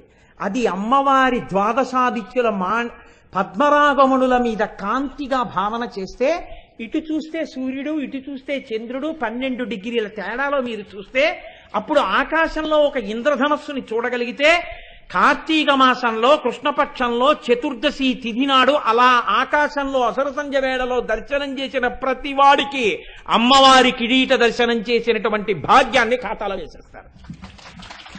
అది రహస్యం. దాన్ని మనకి చేయించడం కోసమని శంకరాచార్యులు వారు అదే ప్రయోగాన్ని, ఖగోళ రహస్యాన్ని తీసుకొచ్చి గగనమణిభిః అంటూ ద్వాదశాదిత్యులతో చంద్రుడితో ఇంద్రధనస్సు ఎలా వస్తుందో మనకి ఒక్క కార్తీక మాసంలో చూడకుండా ఎప్పుడైనా కిరీటం చూడడానికి వీలుగా ధ్యానంలో చూడగలిగిన రహస్యాన్ని మనకి ఆయన ఉపదేశం చేశారు. కాబట్టి ఎంత రహస్యాన్ని దాచారో చూడండి. అయితే విచిత్రం ఏమిటంటే, ఏమండి దీని వలన ప్రయోజనం ఇంతేనా? ఉత్తరక్షణ ప్రయోజనాలు కూడా ఏమైనా ఉంటాయా? ఆర్యా దిశతి అని దుర్వాసో మహర్షి చేశారు. నిన్న రోజున చెప్పానే, మహానుభావుడు అమ్మవారిని ఇలా ఎదురుగుండా చూస్తూ స్తోత్రం చేశారు. ఆ స్తోత్రం చేస్తున్నప్పుడు దుర్వాసో మహర్షి చేత అమ్మవారు ఒక అద్భుతమైన మాట ఒకటి చెప్పించింది. దాన్ని ఆ స్తోత్రంలో అంతర్భాగంగా ఒక శ్లోకం నుంచి ఒక శ్లోకం వరకు పెద్దలు ఏం చేశారంటే దీన్ని కవచము అని నిర్ధారణ చేశారు. ఆ శ్లోకాలు విన్నా, ఆ శ్లోకాలు పలికినా ఉత్తరక్షణ ప్రయోజనం వస్తుంది. దీన్ని సాధారణంగా ఏం చేస్తారంటే ప్రతిరోజు ఇంట్లో యజమాని చదవాలి. ప్రతిరోజు యజమాని చదువుకుంటూ ఉండాలి. యజమాని చదివినా ఎప్పుడైనా తన వారికి ఆపదొస్తోందేమో అని భయం వేసినా స్నానం చేసి ఇది ఒకసారి చదువుకోవాలి. ప్రతిరోజు యజమాని చదువుకోవలసింది కవచం ఉపదేశం తీసుకుని. అందులో దుర్వాసో మహర్షికి ఎలా కనపడ్డాయో తెలుసా అండి అమ్మవారి యొక్క నామాలు? మనం కురువింద మణిశ్రేణి కనత్కోటి ఇరమండిత అని వశిన్యాది దేవతలు అన్నారు. దుర్వాసుడు అన్నాడు, మహానుభావుడు ఆర్యా ద్విషతిలో, లలితా పాతు శిరోమే. లలిత అని మీరు అనగానే తలకాయ రక్షింపబడుతుంది. ప్రమాదం ఏదన్నా ముంచుకొచ్చేస్తుంటే తలకాయకి లలిత అంటే తలకాయ రక్షింపబడుతుంది. లలాటమంబాచ మధుమతి రూప. నుదురు ఏదైనా ప్రమాదానికి గురి కావలసి ఉంటే మధుమతి అన్న మాటతో అమ్మవారిని అంబా మధుమతి అంటే లలాటము రక్షింపబడుతుంది. భ్రూయుగ్మంచ భవానీ పుష్పశరాపాతు లోచన ద్వంద్వం.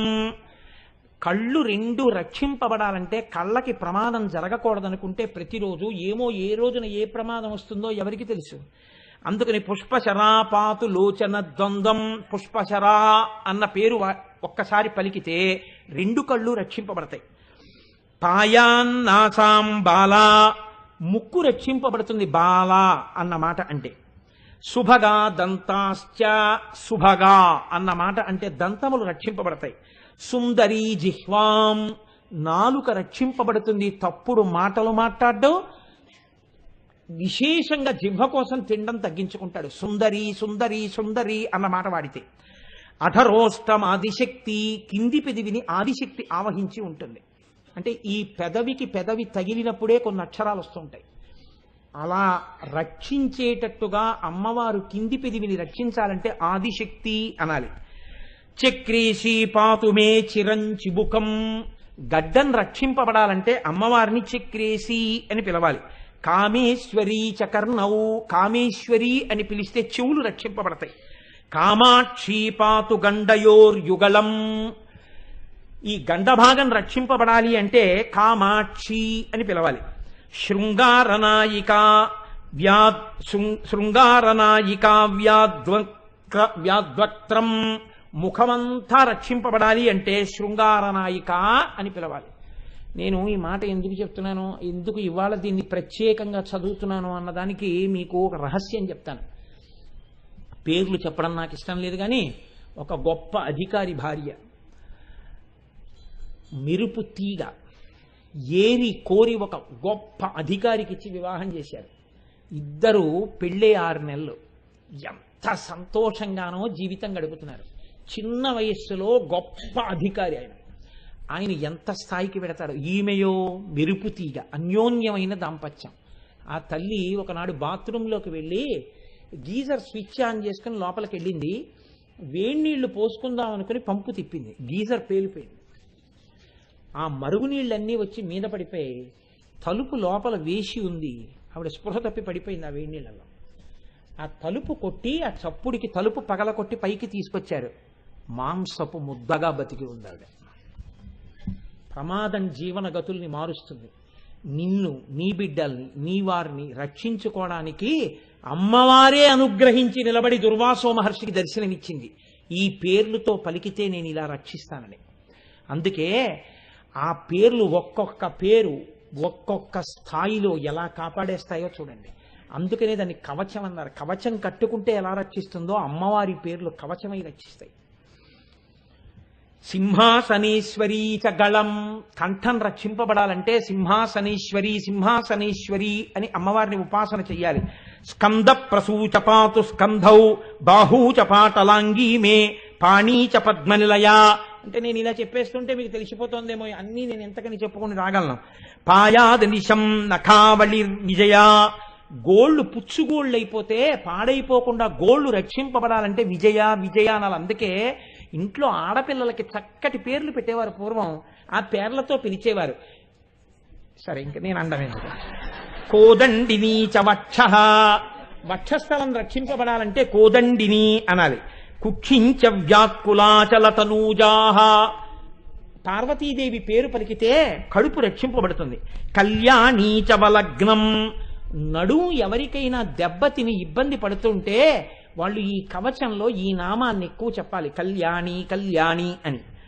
కటించపాయా కళాధర శిఖండాహ, నడుము యొక్క పైభాగం వంగడం లేవడం ఇలాంటి వాటిలో ఇబ్బందులు వస్తే ఈ కవచంలో ఈ మకుట రేఖ, అమ్మవారు కిరీటం పెట్టుకుని ఆ కిరీటం మీద ఉన్న చంద్రరేఖతో ఉన్న కిరీటం ఉందే, ఈ కిరీటం పెట్టుకున్న నామాన్ని ఎక్కువ అనుసంధానం చేస్తే నడుం మీద భాగంలో వచ్చిన నొప్పులు తగ్గిపోతాయి. అమ్మవారు రక్షిస్తుంది ఆ ప్రాంతాన్ని. అందుకని ఆ కిరీట నామం అంతా రక్షిస్తుంది. ఇది వంగి లేవలేకపోతున్నాడు అనుకోండి, పోట్లు అనుకోండి, ఇక ఏ ఉపాసనకి పనికిరాడు. కూర్చోలేడు నిప్పి, నించోలేడు నిప్పి, బాగా కూర్చోలేకపోతున్నానండి వచ్చి అంటాడు.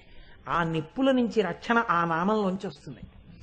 ఊరు ద్వయంచపాయాదుమా, ఉమా అంటే తొడలు రక్షింపబడతాయి. మృడానీచ జానునీ రక్షేత్, మోకాళ్ళు మృడానీ అన్న నామంతో రక్షింపబడతాయి. జింఘేచ షోడసీమే, పిక్కలు షోడసీ నామంతో రక్షింపబడతాయి. ప్రాయాత్వాదౌ చపాశ శృణిహస్త, శృణిహస్త అని పిలిస్తే అమ్మవారిని పాదములు రక్షింపబడతాయి. అలాగే ప్రాతపాతు పరమాం దేవి అనుకుంటూ నిద్రలేస్తే ఉదయకాలమునందు ప్రమాదం రాకుండా ఉంటుంది. మధ్యాహ్నే పాతు మణిగృహాధీశ, మణిగృహాధీశ అంటే మధ్యాహ్న కాలమునందు రక్షింపబడతారు. శర్వాణ్యవతు చ సాయం, సాయంకాలం అవగానే శర్వాణి అని ఒకసారి అనుకుంటే సాయంకాలంలో రక్షింపబడతాడు.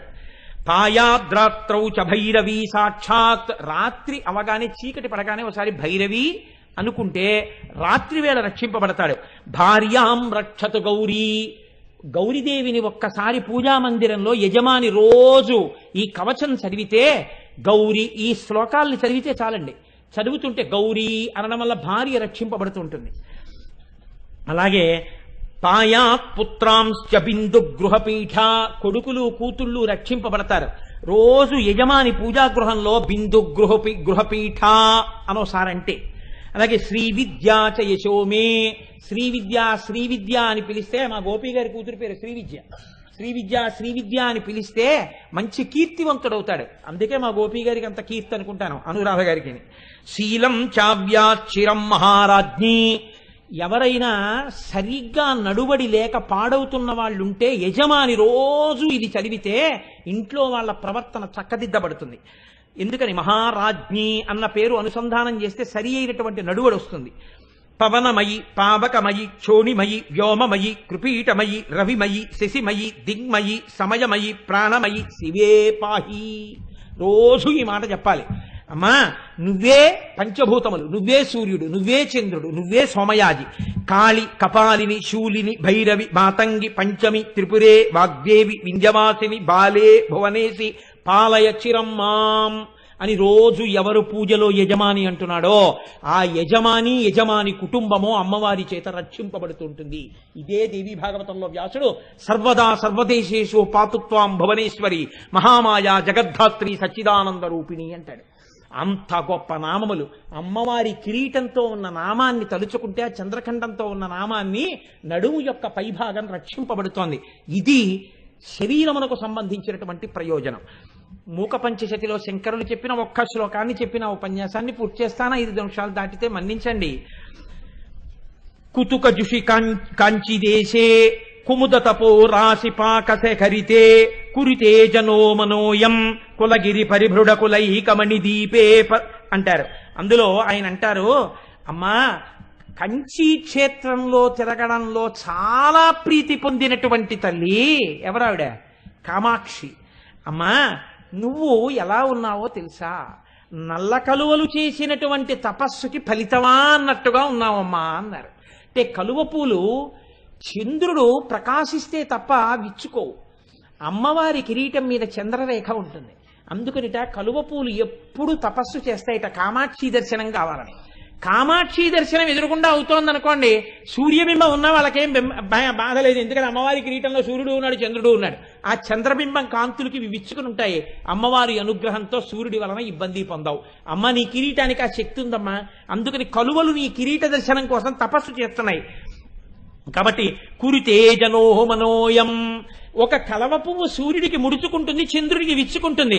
కానీ నీ కిరీటాన్ని ధ్యానం చేసిన కలవ పువ్వు ఎప్పుడూ విచ్చుకోగలిగిన శక్తి పొందితే నా మనస్సు ఆ కిరీటం మీద పెట్టుకుంటే తల్లి నేను ఎటువంటి స్థితిని పొందుతాను? అమ్మా నువ్వెవరో తెలుసా? కులగిరి పరిభృఢ కుల ఈకమణి దీపే, పర్వతములకు సార్వభౌముడైనటువంటి వాడు హిమవంతుడు. అటువంటి హిమవంతుని యొక్క ఇంటిలో పుట్టినటువంటి మణిదీపానివి తల్లి. ఆయన పర్వతాలకే సార్వభౌముడు. నువ్వో ఇంట పుట్టిన ఆడపిల్లవి, సమస్త బ్రహ్మాండములకు సార్వభౌమత్వాన్ని పొందినటువంటి దానివి. తాను సార్వభౌముడు పర్వతాలకే, తన కడుపున పుట్టిన బిడ్డో మొత్తం బ్రహ్మాండముల పట్ల సార్వభౌమాధికారం పొందింది. ఇప్పుడు ఆ తండ్రి ఎంత పొంగిపోతాడమ్మా? పర్వతం అయితే మాత్రమేమ్మా. ఈ సార్వభౌమత్వం దేని చేత ప్రకటనమైంది? హిమాలయ పర్వతాలు పెద్ద శిఖరాన్ని కిరీటంగా పెట్టుకుంటే అమ్మవారు సూర్యచంద్రుల్ని తీసుకొచ్చి కిరీటంలో పెట్టు కూర్చుంది. అటువంటి కూతుర్ని కన్నందుకు ఆ తండ్రి ఎంత మురిసిపోతున్నాడో. నీకు తండ్రినైతి నాకింత చాలదే, ఇది మహాద్భుతంబు ఇందువదన అన్నాడు. అందుకనమ్మా నీ కిరీటం ఆ ఇంటి యజమాని కిరీటం కన్నా గొప్ప కిరీటం అయి తండ్రి సంతోషించే కిరీటం పెట్టుకున్నావమ్మా అన్నారు మూకశంకరులు. ఆయన అంటారు, ధరణిమయీం తరణిమయీం పవనమయీం గగన దహన హోతృమయీం అంబుమయీం అంబామనుకంపమాదిమామీక్షే ఆదిమజనని. ఏమి మాటలు పడిపోయాయండి మూకశంకరులకి. అమ్మవారిని ఎదురుగుండా చూస్తూ ఆ కిరీటం గురించి చెప్తున్నారు. అమ్మా ఆయనే ఉందమ్మా ఒక పర్వతం మీ తండ్రి, నువ్వో ధరణిమయీం, ఈ భూమి అంతా నువ్వే. తరణిమయీం తల్లి నువ్వే, వాయువు నువ్వే, అగ్ని నువ్వే, నీరు నువ్వే, ఆ ఆఖరికి సువాసన, పంచభూతములు, పంచతన్మాత్రలు అన్నీ నువ్వే. అన్నీ నువ్వే అయిపోయి ఆఖరికి నిన్ను ఉపాసన చేస్తున్న సోమయాజి యజమానివి కూడా నువ్వే. అష్టమూర్తులు నువ్వే, పంచభూతములు నువ్వే, సూర్యచంద్రులు నువ్వే, జీవుడు నువ్వే. ఇన్ని నీవై అన్నీ నీవు తప్ప ఇంకొకటి లేకుండా సార్వభౌమత్వాన్ని పొంది కిరీటం పెట్టుకున్నావు. పర్వతములకు సార్వభౌముడన్న హిమవంతుడు పెట్టుకున్న కిరీటం కన్నా తన కూతురు పెట్టుకున్న కిరీటాన్ని చూసి అబ్బా నా కూతురు ఇంత గొప్పదైందని ఆ తండ్రి ఎంత మురిసిపోయాడో. ఆ తండ్రి ఇంటి మణిదీపంగా ప్రకాశించావమ్మా నీ కిరీటం చేత అన్నారు మూకశంకరులు. అంతమంది అమ్మవారి కిరీటాన్ని చూసి బహుభంగుముల కీర్తన చేశారు. అంత గొప్ప కిరీటం ఆ కిరీటం. అందుకనే ఒక్కసారి ఆ కిరీటాన్ని తలుచుకుంటే చాలు మనందరం ఆనంద తన్మయత్వాన్ని పొందుతాం. కురువిందమణి శ్రేణి కనత్కోటి ఇరమండిత. కొన్ని నామాలు చెప్దాం అనుకుంటాను, ఒక్క నామం పూర్తయితే పరమ సంతోషం. కానివ్వండి, గోపాలకృష్ణ గారు చెప్పినట్టు ఏక శబ్ద సమ్యజ్ఞాత సృష్ట ప్రయుక్త స్వర్గే లోకే కామదుగ్భవతి. ఒక్క మాట సంతోషంగా చెప్పుకుంటే చాలదా తల్లి అనుగ్రహాన్ని పొందడానికి? రేపటి రోజున మళ్ళీ అమ్మవారు అనుగ్రహించినటువంటి నామాల్ని మిగిలిన నామాల్లో కొన్నింటిని నడిపిస్తే అన్ని వీలైతే ఒక్కసారి అమ్మవారి దర్శనం చేసుకుని వెళ్ళిపోతూ ఉండండి. చక్కగా వినగానే దర్శనం చేసుకునే వాళ్ళు కూడా ఏం చేస్తారంటే పాదుకల కోసం, తీర్థం కోసం ఎదురు చూడకండి. వేళ దాటిపోతోంది కాబట్టి ఇలా వెళ్ళి అమ్మవారిని చూసేసి అలా ప్రదక్షిణం చేసి వెళ్ళిపోండి. ఏం పర్వాలేదు, మీకు అందరికీ అనుగ్రహం కలుగుతుంది.